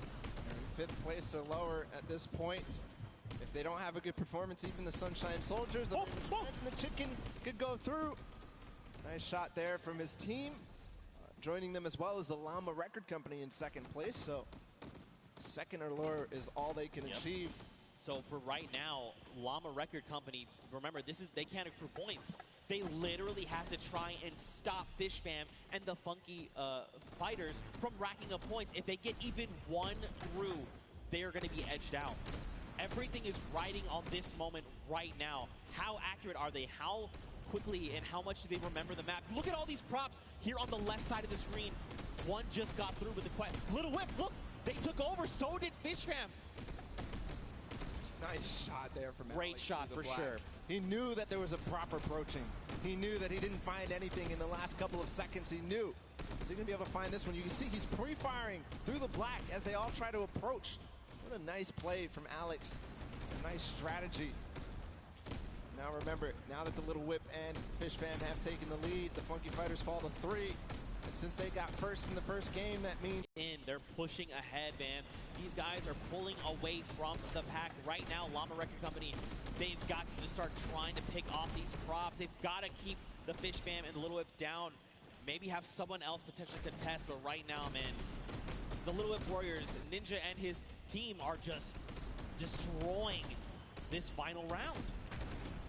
All the rest of the standings so important as well. Svenhaus and Co. and the Llama Record Co. doing a very good job on guard duty right now. And besides the top two ending up getting a couple of points, they're not letting anybody below them really earn anything. A lot of props approaching right now. The timing's going out. Ninja gets in with the car, scores, and that just solidifies the lead even further, but I think Fish Fam scored. No, they didn't. Look, first place to Little Whip Warriors now. There's no tiebreaker involved. 20 seconds to go. Can anybody else score? You just got to go. Do not jump. You just got to go. That's right. Oh! Okay, there's another round of points coming through. Little Whip at 150. And look, Taldak's right here. That's going to put him at 160 with 10 seconds left. That's the win for sure for the Little Whip Warriors here. And Junkyard Juke as the timer expires, as Ninja scores in the final moments, as well as Taldak. The first win for the Little Whip Warriors, and it couldn't come at a better time here, Zeke. That's right, man. Look, don't forget, those Silver Llamas are scattered right now. This puts them in a great spot. If they can get this world run win, they could secure themselves that gold llama, and out of nowhere, they could steal away the victory from everyone else around. A fantastic showing of the Little Whip Warriors, man, dude. They came out of nowhere. They were just on it. They flipped the switch and they said, you know what, we're getting all these props in, and we're just gonna get pulled away from the pack. That's what happened. Perfect play. At the beginning, they had the guard defense. They didn't let anybody get over close to, I think the Ravens are, no, the Ravens had 0. I'm thinking of the Funky Fighters had 50 in the first run. Yeah. But nobody else really did anything, and the Funky Fighters ended up starting to slow down. They didn't manage to keep up their pace. Little Whip Warriors took perfect advantage of that. Yeah, and I mean, you could just kind of see that they were very calm, cool, and collected in the whole thing, right? They just kind of navigated the map correctly. You kind of saw it happen a little bit, but there was almost like this clustering that happened. You know, when you've got 3 rusted cars right next to each other where there clearly is no rusted cars at all, you're like, okay, well, these guys are very clearly props, right? They figured it out eventually, though. They did. Separate, approach all in different waves, use the props at the front to kind of, you know, protect so that the guys who are just barely behind you can then make their approach and get 2 points at least, or at least 20 points in this remix version. Yeah. But great performance for Little Whip. Again, couldn't come at a better time because that puts them in contention for this Golden Llama. And that's the bonus. That is the win. That is the win condition for this Creative World Cup. Well, I think the only thing that we need to do right now is send it down onto the stage. I want to hear from the Little Whip Warriors, so let's go over to Monster, who's standing by with them right now. All right, so I'm going to be honest. I thought early on the Sky Station Showdown, Ninja Squad specifically, was going to be dominating because of the fact that, you know, the way the qualifiers worked, you guys were out there running shooter trials, and you were struggling. But you guys are finally finding your stride. So let's just touch on it. How does it feel to be in the running? Now you finally got a victory. You're so close. The Golden Llama's on the line. You guys are so close. What do you think about this? Honestly, kind of relieved, to be completely honest with you guys, because, I mean, we were kind of nervous the first 3 sets. I mean, we were not doing the best, but now we're here. So, I mean, hey, we're in the running, and that's all that matters. All right, so you're in the running. You want to hold this lead, but more importantly, what team do you guys feel you need to shut down? I think it's the Funky Fighters. Is there any other team that specifically, I know we started off, Ninja said the Ravens Revenge, but I don't know. I think things are really shaking up. What squad out here is surprising you so far? Dude, those Ravens, man. Like, yesterday we were fighting with them all day. We got the edge on them yesterday, but today they came out and really surprised us. And there you guys have it. So, as you can see, easily things can really shake up here. And just like that, suddenly, it's anyone's game to win. Ninja Squad can take it for all we know. Well, we'll have to see because we have a single golden game left. And in case you've forgotten, it's the World Run. And the remix is a single life. That's so brutal. You can't even, like, we can't understate how difficult that is going to be. I mean, especially when everything is on the line here. everything matters. Everybody wants to get first in this last match. That's right, and don't forget, I mean, we've been bouncing around, right? We started on World Run, and we saw 6 teams of 8 rack up to 30 coins, but then we moved to Sky Station Showdown. So now you're like, okay, my mind has to go there and be ready for that. Then we moved to Junkyard Juke, and you're like, okay, we'll have to move again. So these guys may not be in a, you know, once you've been doing it back-to-back, you've almost built up that muscle memory. They may not have that based on this. Yeah, we'll have to see, man. Very true. You're kind of rusty when you move on to the World Run after these last two. Right? There's no mechanics in Junkyard Juke are the same at all in the World Run. So we'll have to see if they still are warm for that. Yeah, but hey, you know what? If you want to play these things, don't forget they're actually in-game right now. They're available as LTMs. Play them through the weekend. You've got until Sunday. You want to check them out, give them a try. I'm telling you, they are super fun. If you get more coins than me, I got 14. Hit us with the hashtag or tweet at me. That's fine. I'll hold the L. I respect it. I respect it. I'm not a death runner. I'll be honest. I'm not much of a BR player either. I'm pretty bad, actually. That's why Sundown carries me pretty much the entire time. But again, man, let's focus in on these games. Don't forget, let's not talk about how terrible I am. The Gold Llama. That's what's on the line right now. You know, I think Ninja just actually found out what the remix was there. It looked like he had something he was surprised. He was like, wait a minute, wait a minute, what? No, definitely should have known before, but here we go into the World Run. All the players are loading up and getting ready. It's so important to make sure that everything is perfect because you have one chance, one opportunity here to make a difference. If you mess up, it's over. That's right. So I'm looking for 4 Turtle. I'm looking for the players like Scissors, Suzu, who completely clutched up for the Fish Fam, both of them together. And really, it's not on the shoulders of one player. Even more so, right? We were talking about it earlier. The entire team needs to perform. But here, when they could be going out early, everybody needs to step up. Every single person. That's right. This is it. The final opportunity to try and claim the Golden Llama and take a slice of that final $1 million prize pool available to the winner. And of course, let's not forget the World Cup Creative Champions. The time is now. Here we go. The game is about to begin. If you guys are here watching from the stadium, let them know you support them. Let them hear you right now. Let's hear it for all these teams. That's what I'm talking about. They need your energy right here, right now. 10 seconds before we hop into the game, don't forget, it's World Run. That remix, A Single Life. Who is going to come out on top right now? It's anyone's game. We'll see who out of the gate as they open right now. Who out of the gate is going to go down? How slow are they going to take this? You can see everybody does not want to move. You can cut the tension with a knife right now. Here, MSYB is going to be the first to go. Danyan in the back as well. Everybody staggering their players so that they know what they need to do one by one. I heard some traps. MSYB, there he goes. Gets the first couple of coins and everybody at the same time. Funky Fighters have 6 right now. What a run so far from MSYB, not missing a beat. And the Funky Fighters are already off to a strong start. Oh, no! MSYB. Oh, an error was made there on his part, but it's okay. He still got his crew. They can still make it through. Funky Fighters are still racking up the coins. Here we go. They're going to pick up their 10th right here, right now. This is literally, I'm telling you, man, this is where this precision jump comes through. Come on. Koto. 2 players. He made it. Two players made it. So here through. Actually, right, no, let this, don't even. Just let the whole thing reset. Yep. Take a step back. Let it reset. Is every single one of his teammates down in the bottom left? Yes, it is. It is all on the back of Kotu right now. He's got to make it through. The tricky part of this is he's going to get this coin, but now he has to go back through. That's not the coin to go for then. That was not the coin to go for, but it's okay. He's committed. Come on, you have to guarantee trigger these. Do not fall. 3rd set. 4th set. He's through. Okay. Oh, dude, my heart is beating out of my chest right now. This is so just tense. What can you even, like, he's by himself. This is their only chance. He has 11 coins right now, but that's just tied. In the castle, there's not too much danger after those spike traps. Right.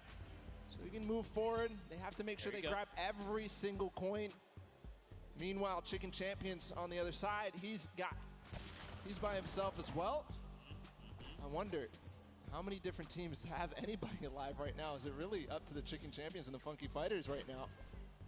We'll see. They have plenty of time to work with. They can take it as slow as they possibly want. There's the Cuddle crew. They've got 2. They have 2. Ravens Revenge looks like they have 1 player as well. Okay, nice. The coin is picked up. There's only 1 left here. So remember, 14 is the max amount you can get before heading up to that next level. And the castle is the halfway mark. Just got word that Fish Fam actually has 3 people up. Only 10 coins for them. So maybe taking things slow, letting things play out, and seeing how the other teams do. Because really, the time is not of the essence in this case. Until the very last player. There's Fish Fam. 1 did go down in the meantime. This is Tyler. Suzu is down, which is crucial because he was the player who was a speed demon. But again, it's not speed that matters, it's execution. Here he's going back through. Can he make it? We haven't seen Cuddle Crew pick up any more coins. Maybe they're still alive. Maybe they've been eliminated. The castle, I mean, it's pretty hard to be eliminated in the castle. The only way really is in the traps there. You've got the Funky Fighter. Look at this. Lachlan. Oh, no. He's crying his eyes out. Wait Guys, if you want Lachlan to go for this, you got to give it up to him right now. If you want Lachlan to go for the jump, Lachlan, you got to go for it. There has to be a Lachlan chant.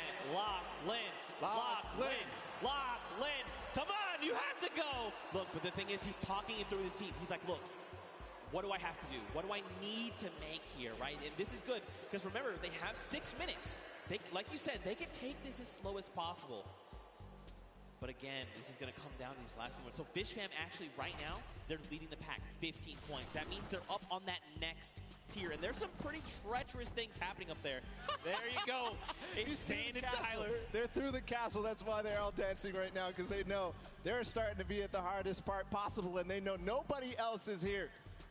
Based on their coins. Here we go. His teammate did fall up ahead. Gets 1, though. There's the trap trigger. This is so difficult. He's going to start getting towards the variable impulses. Remember, he's got to make this in 1. See, you see him take a step back. He's like, look, the trap's not right. Look, this isn't right. I'm way farther ahead of anybody else. He's going to wait until anybody else goes. Here's the Ravens Revenge. He's going to tie it up. There you go. In terms of place that there are, but the Ravens Revenge don't have anybody else, so he can't get to that other lane to collect those coins. Right. Which is crucial. And don't forget, if he got here by himself, too, that means there was that extra coin, remember? Because there's 2 lanes. He left 1 behind. So there's more pressure on him right now. Oh. The scissors. That's what Scissors did in that game before. He's going for it. He's not stopping. He does need to make sure he beats the Fish Fam. You can see now Zan going at the same time. Here it is through the jumps. He's waiting a little bit. Jump. Nice. Yes! Okay, pressure's on right now, because don't forget they're a single coin behind. Zan going at the same time right now. He's going for the variable impulses. 1, 2. Okay, Zan makes it. Here we go. Yes! 1 more jump! Magma makes it through the variable impulses, one of the most difficult jumps. And the deep breath does come in. Magma is putting the team on his back right now. And from what I can tell, everybody, Lachlan's going, guys. He's going. He's got to make this jump. Does he make it? There you go. All right.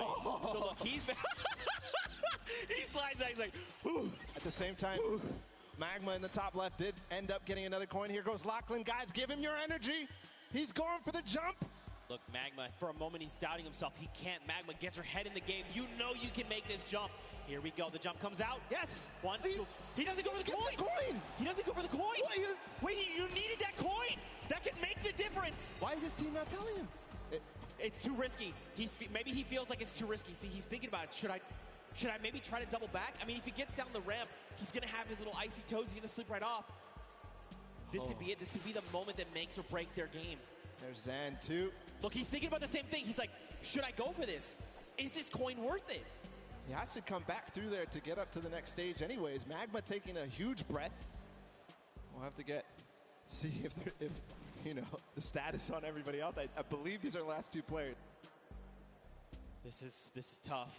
We're getting word Lachlan has actually made it to the he has not made it to the castle yet. I misspoke there. All right, here we go. Magma, great trigger. No! Wait, it's okay. He used the rock. The recovery. Right. They knew Gets about the it. coin. No! And Magma is out of the game, and with that, the Ravens' revenge too. Lachlan bouncing. He's unfortunately out of it as well. He's not eliminated yet, but Zan going for it at the same time. Here we go. He's going to go for the coin up top. He has to. He literally has to. Magma, though, he left This the coin is it. behind. No. He set up. He didn't grab the coin either. If he had grabbed that coin, he's thinking about, do I double back? Do I try to make that? So the reason he doesn't want to go is because if he goes for the coin, he is not going to be able to get to the next thing. So they thought ahead of us, Zeke. They knew.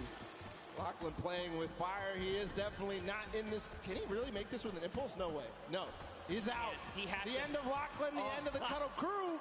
And it is now 21-21. He just needs one more coin. He needs to get that Which coin. is more easy for him? Is it the one on this trap? Or is it the one back behind? You can tell he lifted the finger. He said, we need one coin. Just grab this coin right down here. If he can do this without being eliminated. Here it is. The win. Oh, he missed it, but gets it with the trap trigger. The Fish Fam. Zan clutches up for them here. Scissors and company absolutely dominating the last set of the world run. It wasn't domination really, though, was it?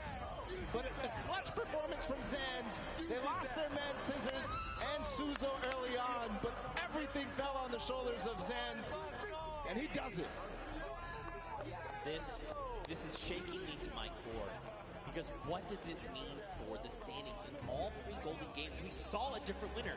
Funky picked up round 1, Little Whip picked up round 2, and now the Fish Fam picked up round 3. But don't forget, Fish Fam, they had that unbelievable time earlier on with 5:25. But, I mean, also, Funky Fighters, they got themselves the coins as well, so they all have wins. I'm trying to think. I'm trying to think back. Like, all how does the different standings, because Fish Fam, they had a good performance in Junkyard Junior. Absolutely, right? Right. Hands down. Here's the last moments with Zan. This moment could have won him the Creative World Cup. Think about that for a second. This could be it, man. That literally could have very well. But then the question is, what if that doesn't get them the win? Should he have kept going, right? But he just decided, look, you know what? We've got the coin. Let's end it here. What if they needed to keep going? What if they'd gotten one more coin? Could that have made the difference? Are they already in the lead? Is there someone else? Tiebreakers matter. We'll see. Okay. We'll you see. know me, man. I stress out way too hard of this. I get way too into this. I'm sitting here with my pen, just like, what is the calculations here, Zeke? I don't even running know. the numbers. Oh. Nail-biting finish, that's for sure. Right? We could all agree that. Guys, did you like that finish here today? Zan clutching up. Guys! They're asleep. They're asleep. They're asleep. They want to know what's the happening. They don't know what we're asking them. I mean, Come on. guys, here in the stadium, was that not insane? There you go. There you go. You just had to ask them the right question. You asked them the wrong question. That's all it was. I had to stick the word insane there. People get crazy for that. There it is. There it is. But first off, let's just say, across the board, all of these teams performed incredibly well. Again, just calling out, there was never just like one team that kind of was ahead of the pack the whole time. Fish Fam was starting to get there, right? Like, they were that one team that was like, wait, they were the only ones that had that insane time. But, everyone really showed up in massive ways. We're going to calculate the standings. For now, I think we're going to send it actually down on the stage. We've got Poogie standing by with the Fish Fam, so let's hear from them. Thank you so much, Zeke. I am down here with the Fish Fam. Again, I feel like I've been talking to you guys all day. Zand, you were a little late coming over to the interview. You had to put your shoes back on. Was your performance so great that you knocked your own socks off? Is that what happened there? It's all about getting comfortable. If you play like you play at home, you'll play better. So that's what I did. So just being completely comfortable, that's why you took your shoes off? Yep. Yeah. I mean, it definitely works for you. You were the last one alive. What was that pressure like for you? I mean, I just took my time and did what I've done for the past year, do different, and it worked out. And were your teammates coaching you through that whole thing? Yeah, they were talking to me just telling me to chill, do whatever I want, take my time. Yeah. That's awesome. It definitely makes a difference when you have such a supportive team. Now, Scissors, I'm going to come to you and talk to you for just a moment. Now, this has to be an amazing moment for you, winning the death run like this. Now, how well versed are you in just having one life to live on these death runs? I mean, I feel like I did very well, but these guys they're the GOATs, they're the best. I make all these maps, and these guys are the ones breaking the world records, so I had them on my team to carry me to the victory. Well, that's what I love to see. Amazing team synergy, amazing teamwork. Thank you guys so much. Congratulations again. Zeke, back to you. Man, what a humble team leader Scissors is. But, you know, mad respect to Zan. I like that he pointed out specifically, you know what? I just got to play like I'm at home. I have to get comfortable. For me, I'm the same way. You're like, right, you know, just take the shoes off, right? You can get comfortable, but there is no way that this feels like home.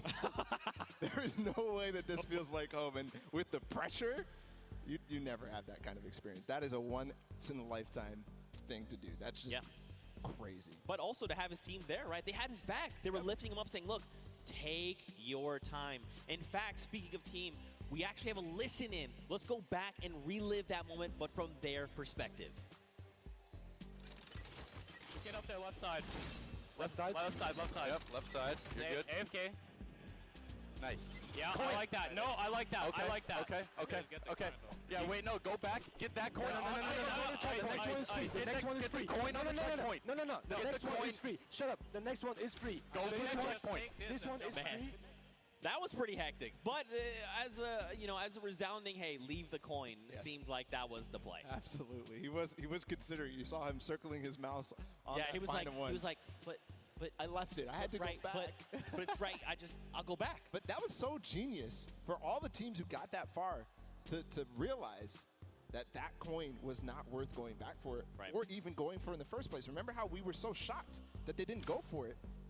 And we realized later that's because if you try to go for it, you will end up getting eliminated. Right. Because it's too difficult to make that bunny hop to the coin, grab the coin, and then continue forward. Yep. You have to lose your momentum. Those bunny hops are key to making that jump over the double danger.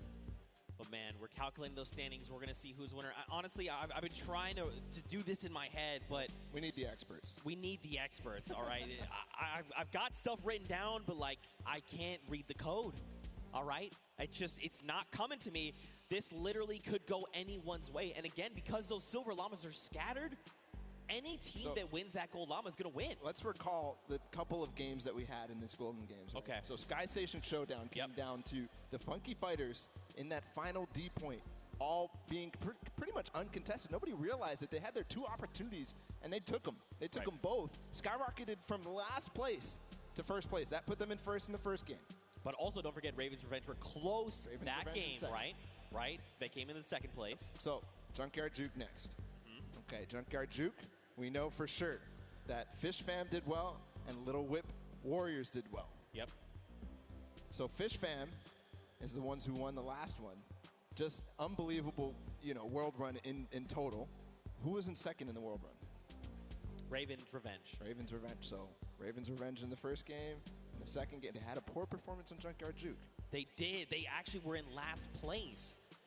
But that's what I'm saying. And then I think back to earlier games, right? Because it's kind of like a cumulative thing. So, but Ravens Revenge had those three. The first match from World Run was the first place with 29 coins. The second, they came in second with 29 coins. But then in third, everyone had kind of figured it out. They still did manage to make the second time of 636. But what does that mean for all of? I'm getting. Okay, all right. I need to take a deep breath here. Well, what we can all agree on was that this was an awesome, whole thing in general. The entire Creative World Cup, all three of those maps. We got to give props to the map makers. What was it? 17 builders in total. All these maps, they came together to make them, and they're beautiful and they're amazing to play. So huge props to them, the builders here for the Creative World Cup. Just awesome. All from the community. Huge props, worth 10 points. Oh, come on. Got him, baby. Yeah, you like that. You like that. I got him. As soon as he said it, I was like, this guy set himself up. I have to pull the trigger. I'm sorry, guys. I'm sorry. But, seriously, again, just to echo everything you said, man, this was so much fun. This was so much fun. And to think, too, this was the first half of the day.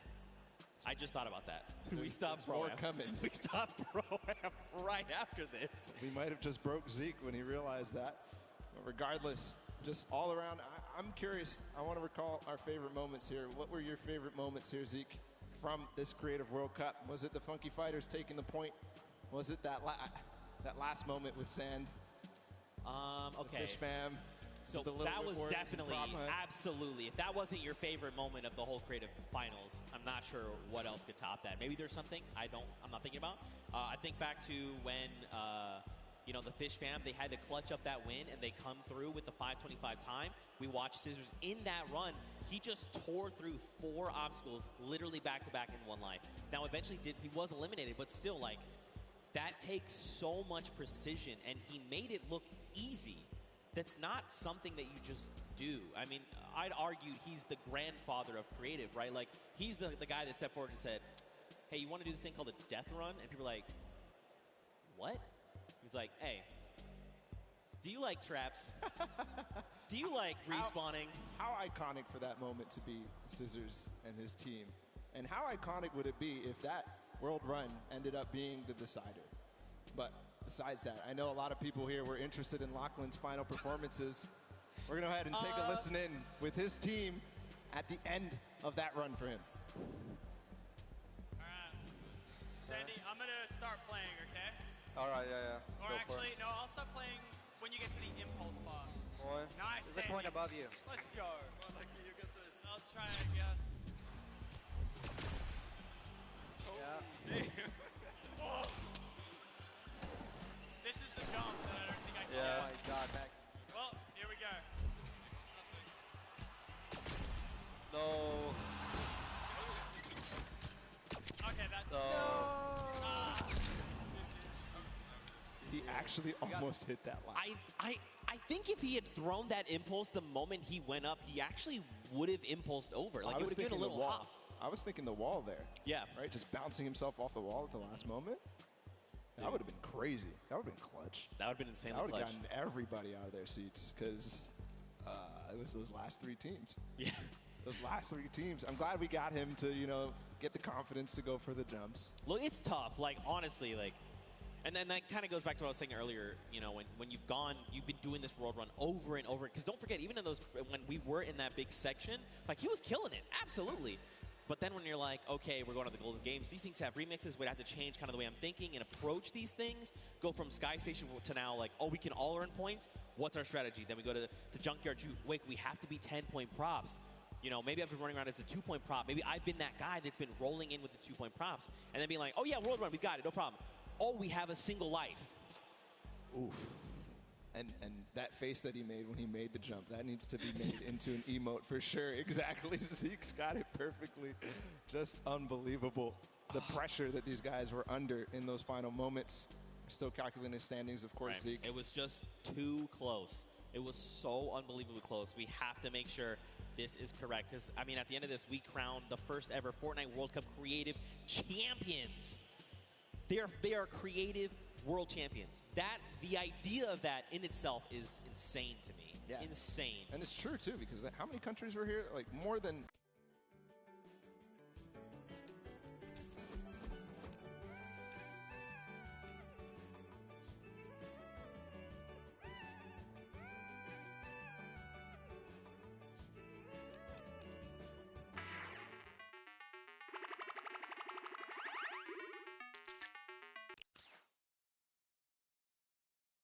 performances. They had great runs, the props, the timing that they had. Everything matters. And when you look back at it and you're really reflecting, all those single props, the timing that Ninja had when he got into those last couple of seconds, remember? Because it was Ninja and Taldak who ended up getting those props at the last couple. It was literally 20 seconds to go in the map. And they clutch up and make sure that their lead is solidified between first and second. Yeah, I mean, this seriously could go any way.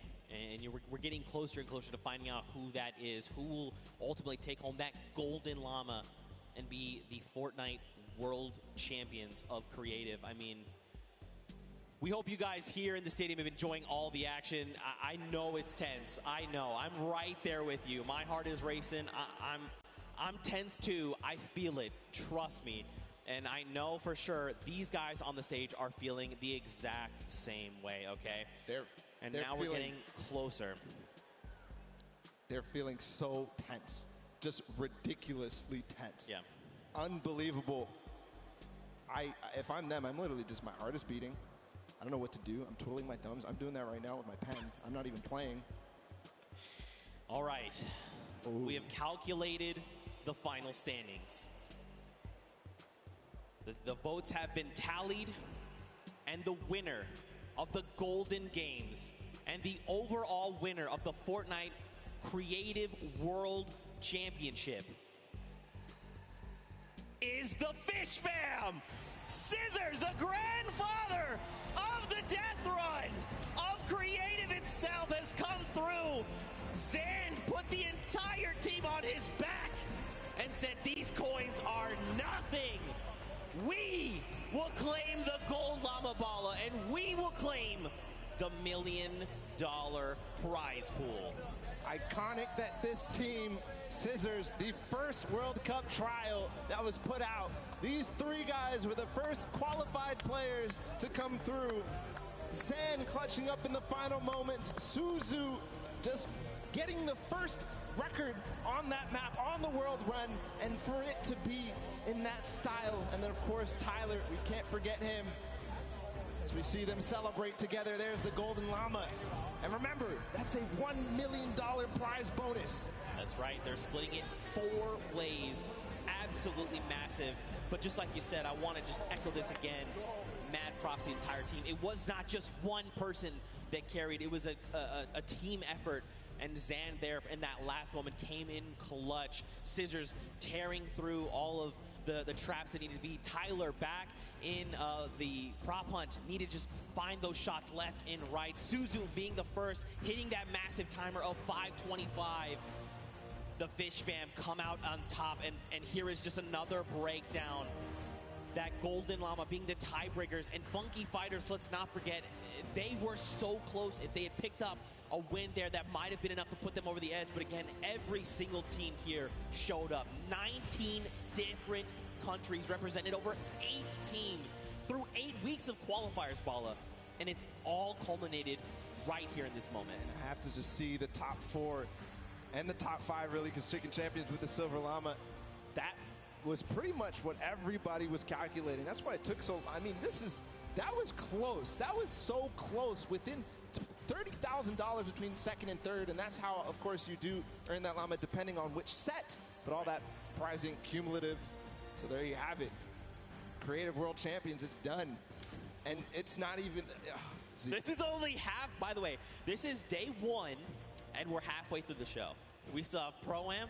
Oh, by the way, we still have duos tomorrow on Saturday. Oh, by the way, we also have solos on Sunday. Yeah, are you already exhausted? Me too. Me too. What an unbelievable day. It's going to be a great weekend. I can't wait to see what it was ahead. And already this day has started off fantastic with this creative action. I was expecting amazing things, and we got it. That's right, man. Well, of course, we need to crown them the creative champions. So that's enough from us on the desk. Let's actually send it down to Golden Boy to crown ourselves some champions. Thank you so much, gentlemen. What a grueling, grueling run this was, but we have finally come down to it, and we have crowned our champions. But we got to make it official, baby, and there's only one way to do that, and it's right here in the winner's circle. So why don't everyone here in Arthur Ashe Stadium, let's welcome to the stage the Fish Fam!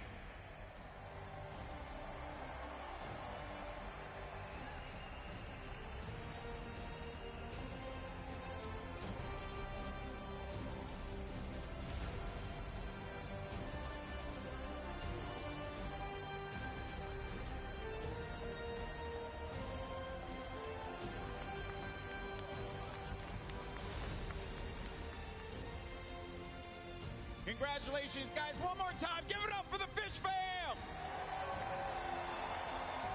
Gentlemen, those trophies right there, they're yours. Lift them up for the crowd here to see.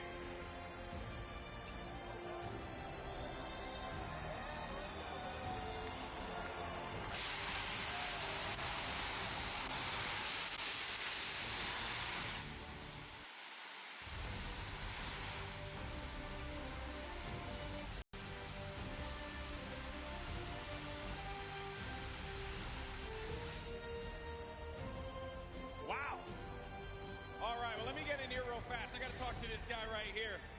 My man, you are known as, and everything, all the llamas getting all over the place here. The thing that you made your name off of, That must have felt incredible. It's amazing, man. I came up with the Death Runner, tried to bring it to Fortnite. These guys support it and love it and so good at it. So I'm just glad they were on my team. Hey, man, I respect that, you know what I mean? Because obviously this is something that is a long time coming for you. But I got to talk to you, my man, because I want you realize that one jump won this group here an extra $1 million. So you got yourself $1 million off of a jump. How does that feel today, my man? I can't describe it. It's unreal. Like, I don't know what to say, to be honest. What are you gonna do? What are you gonna do with the money? Probably, I don't know. I didn't plan for this. Responsible. He's gonna be responsible with it, right? That's what we're gonna go for, right? Yeah. All right, sounds good. All right, well, guys, gentlemen, congratulations once again. Your winners and Creative World Champions, the Fish Fam!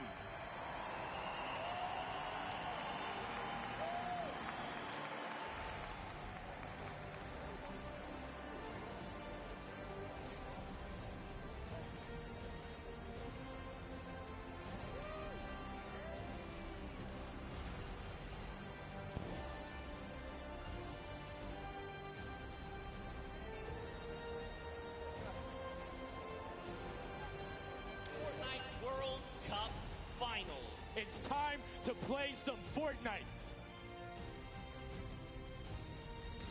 And one more goes over, and that's it. Llama Record Co. takes the first match. 1,000 Gotaga and Raven's Revenge.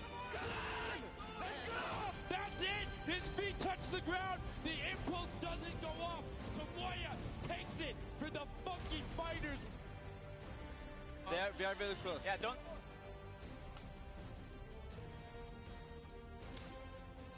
The Chicken Champions have done enough to round out the final match.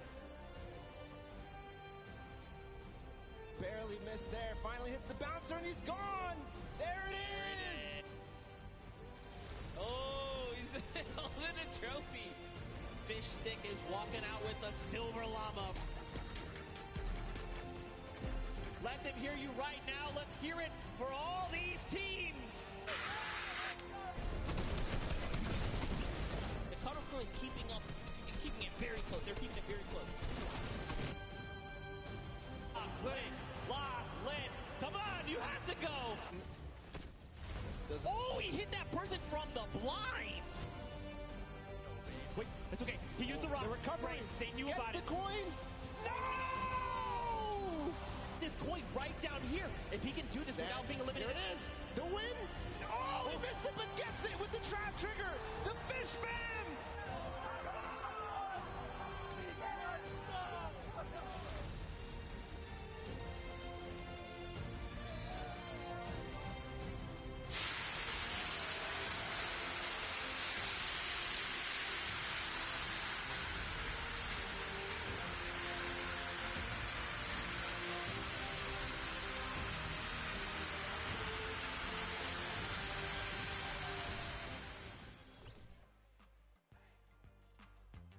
Okay, hey guys, I'm Bloom Falconer. I'm from the South Bay in California. My city is called Redondo Beach. Hello, my name is Arkham and I am from California. I'm really excited to come here because the Fortnite World Cup is a great opportunity to show like you have all the best players around the whole world, so I want to see if I can prove myself to be the best or not. I think our competition is probably, the biggest one is probably ourselves. Yeah, other than that, probably Cease and Elevate. Yeah. They're really good. Yeah, they're pretty nuts. Yeah. I think the biggest moment I had was finding Arkham as a duo partner, actually. It wasn't anything that really happened in-game. I went through a rough patch. I didn't have a duo. I ended up like not working out with my previous duo, and I was kind of nervous because World Cup was coming up, and I ended up finding Arkham, and we played a few games, and we knew it was clicking, so. Oh, shoot. Holy. All right, I would just like to thank my family and friends for supporting me all the time. I really want to shout out the boys back home. Thank you so much for all the support. My family too, especially. And we're really excited to be here at the Fortnite World Cup.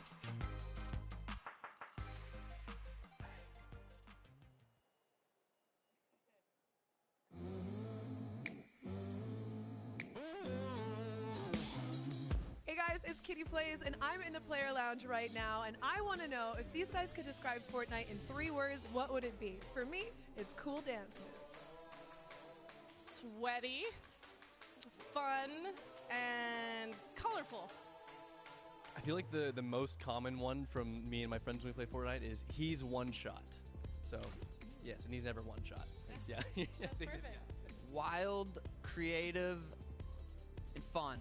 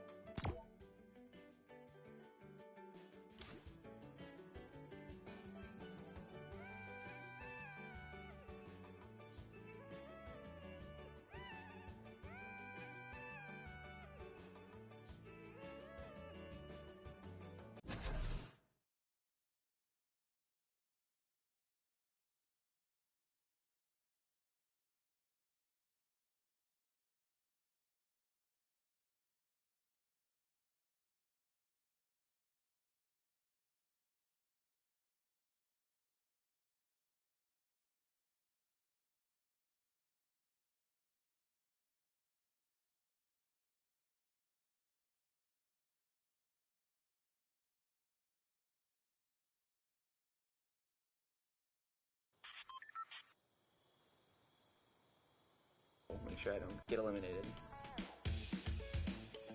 It's an honor to be here, really, with all these players. There's people here that I've never heard of, and they could be millionaires by the end of the week. So just stay confident. If we're gonna do it, we just full send it. It's a really good feeling just to be able to play against everybody, and you gotta be elite to get here. So it's just a good time. During your grind.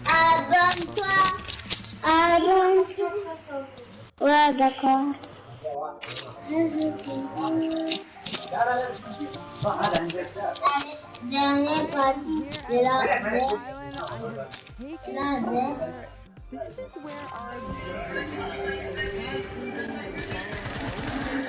getting their perspective, and I am joined by one of our observers here. Tell me a little bit about yourself. Who are you?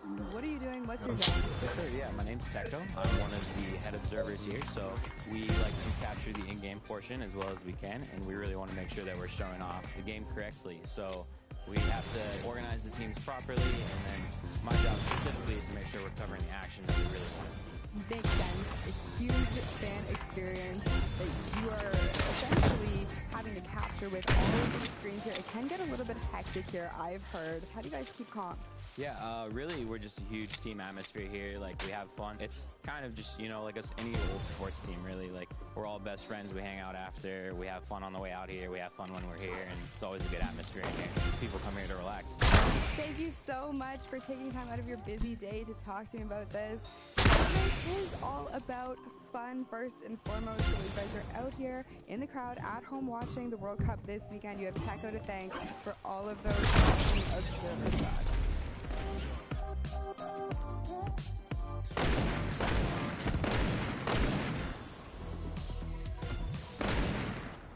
Hi, I'm Kat and I'm from Australia. I think Salty is definitely by far my favorite drop spot since it's a lot of loot and it's central of the map, so it's easy to rotate. Right now my biggest competition is definitely my duo partner Soz. He's also competing in the Swords competition. Wow, it's pretty, it's definitely heavy, but yeah. Wow, it actually looks really cool. Can't wait to see you at the Fortnite World Cup.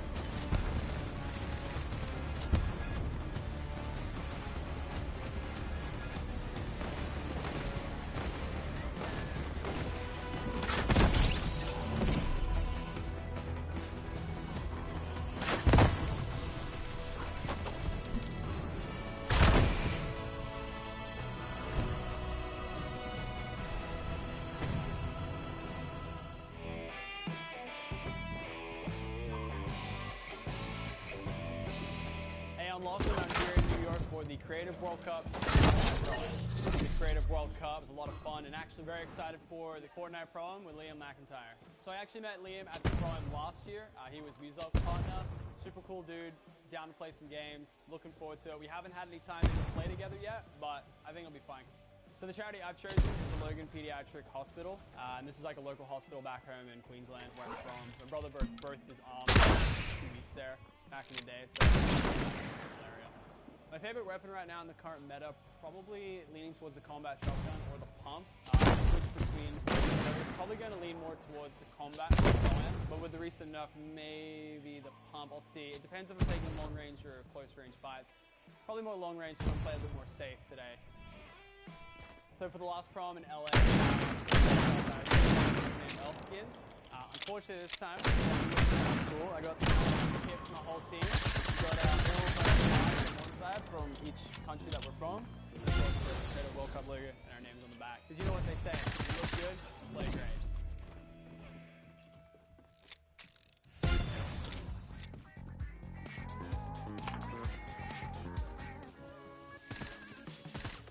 What's going on, guys? Jordan Fisher here with Ewok, Sundown and Zeke, and Ewok and I want to show you guys some maybe what we're dropping, certain things that need to happen late game in competitive situations. Are you guys you guys can try this at home as well if you're in the stadium here. So it's very important to be able to call out where right? We'll talk about it a little bit beforehand. It's very important. It's really simple, actually. You're gonna have the letter that you like the beginning of it. Maybe it's Salty Springs, right? It's gonna have and then show what it is on the other side, right? Gotcha. There's a handful of them. I'll do Lucky Landing, right? Do Paradise Palms. Paradise Palms. Those are some general POIs, right? That are very important. Some late game tips, right? Maybe you need to tell somebody, okay, tunnel. So you like make a tunnel. You can literally just make a tunnel with your hands. It's that simple. It's right here, right? This last one is interesting. I don't really know how to explain it per se, but we're just gonna show you, and it's this right here.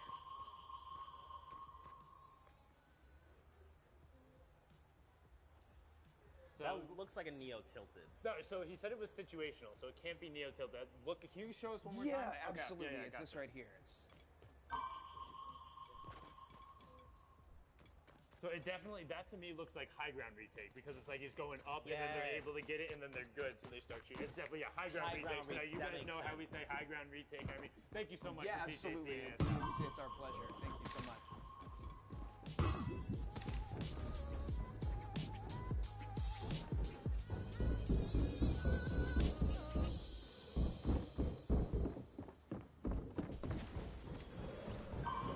Ladies and gentlemen, boys and girls, Jonesies, Bonesies, and everyone in between, welcome back. We are now into the Pro-Am pre-show. In just a little bit, you're going to see 100 of the top Fortnite players and celebrities battling it out on the Battle Royale Island. My name is Sundown, joined here by Bala TW. Bala, how you doing today, man? I'm doing amazing. Literally, we couldn't have a better ending to the Creative Finals. And to top it all off, we get to go right into the Pro-Am. We paired a lot of our favorite Fortnite personalities with a celebrity figure, and as it proves to be many times, it's going to be awesome. Again. It's a lot of fun. We've seen a ton of great gameplay coming out of the launch party back in LA, and we're excited to do it again. And there's actually some pairs here we've played before. We'll get into that a little bit later, but excited to be here and excited to see these guys take the stage and also to get VR kicked off. But let's talk a little bit about what we saw in the Creative Finals. I think it's something poetic that Scissors was able to take it away on the last World Run. His team, known for the deathless, known for being one of the proud, and it took the Fortnite world by storm. And to see them clutch up in the golden game. All you can say about that, the first to even have their Creative Trials to qualify in, and then of course the first 3 players to qualify for the Creative World Cup. So that's all I can say. Iconic. That's it. It's like it has to be, and you know they're celebrating after the fact that Fishman was able to get relatively consistent over the course of it, but they really caught up to speed. And for me, that's largely about what Fortnite and Creative final was about. How quickly can you adapt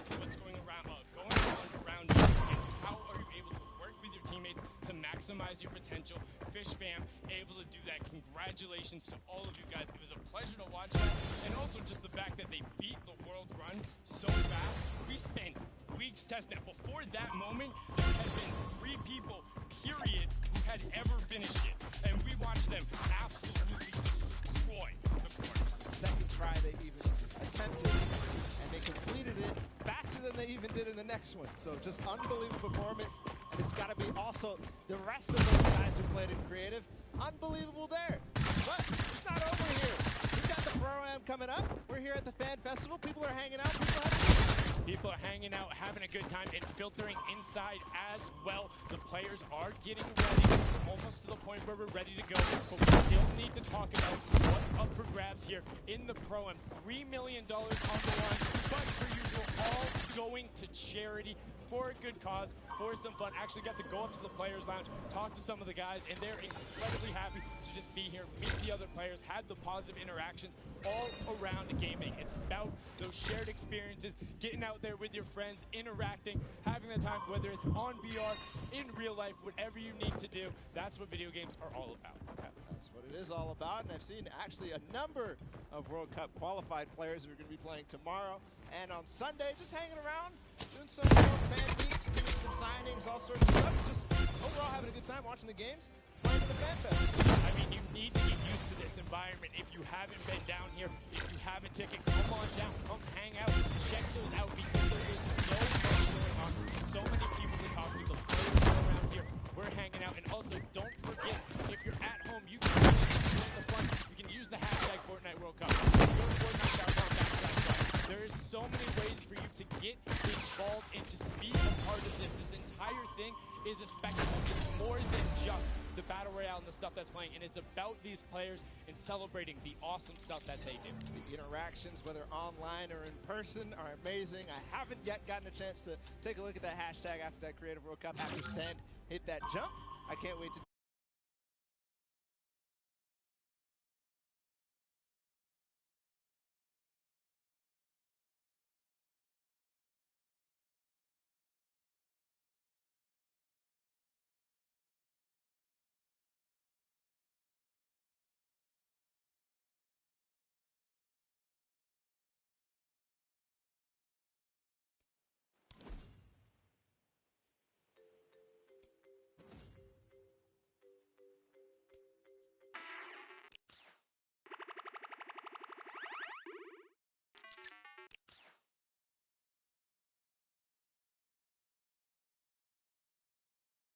home right there. You don't get the golden lobby. You don't have the thing you need to then be the first ever creative world champion. And that moment is just the start to an amazing weekend. We're going to have so many more little moments like that that will define people's gaming careers, or maybe it'll just be the kickstart of it. Yeah, it will be the kickstart of it. I'm pretty sure for a lot of these guys, it's going to be the kickstart. It started off in the Fortnite World Cup all the way back in April.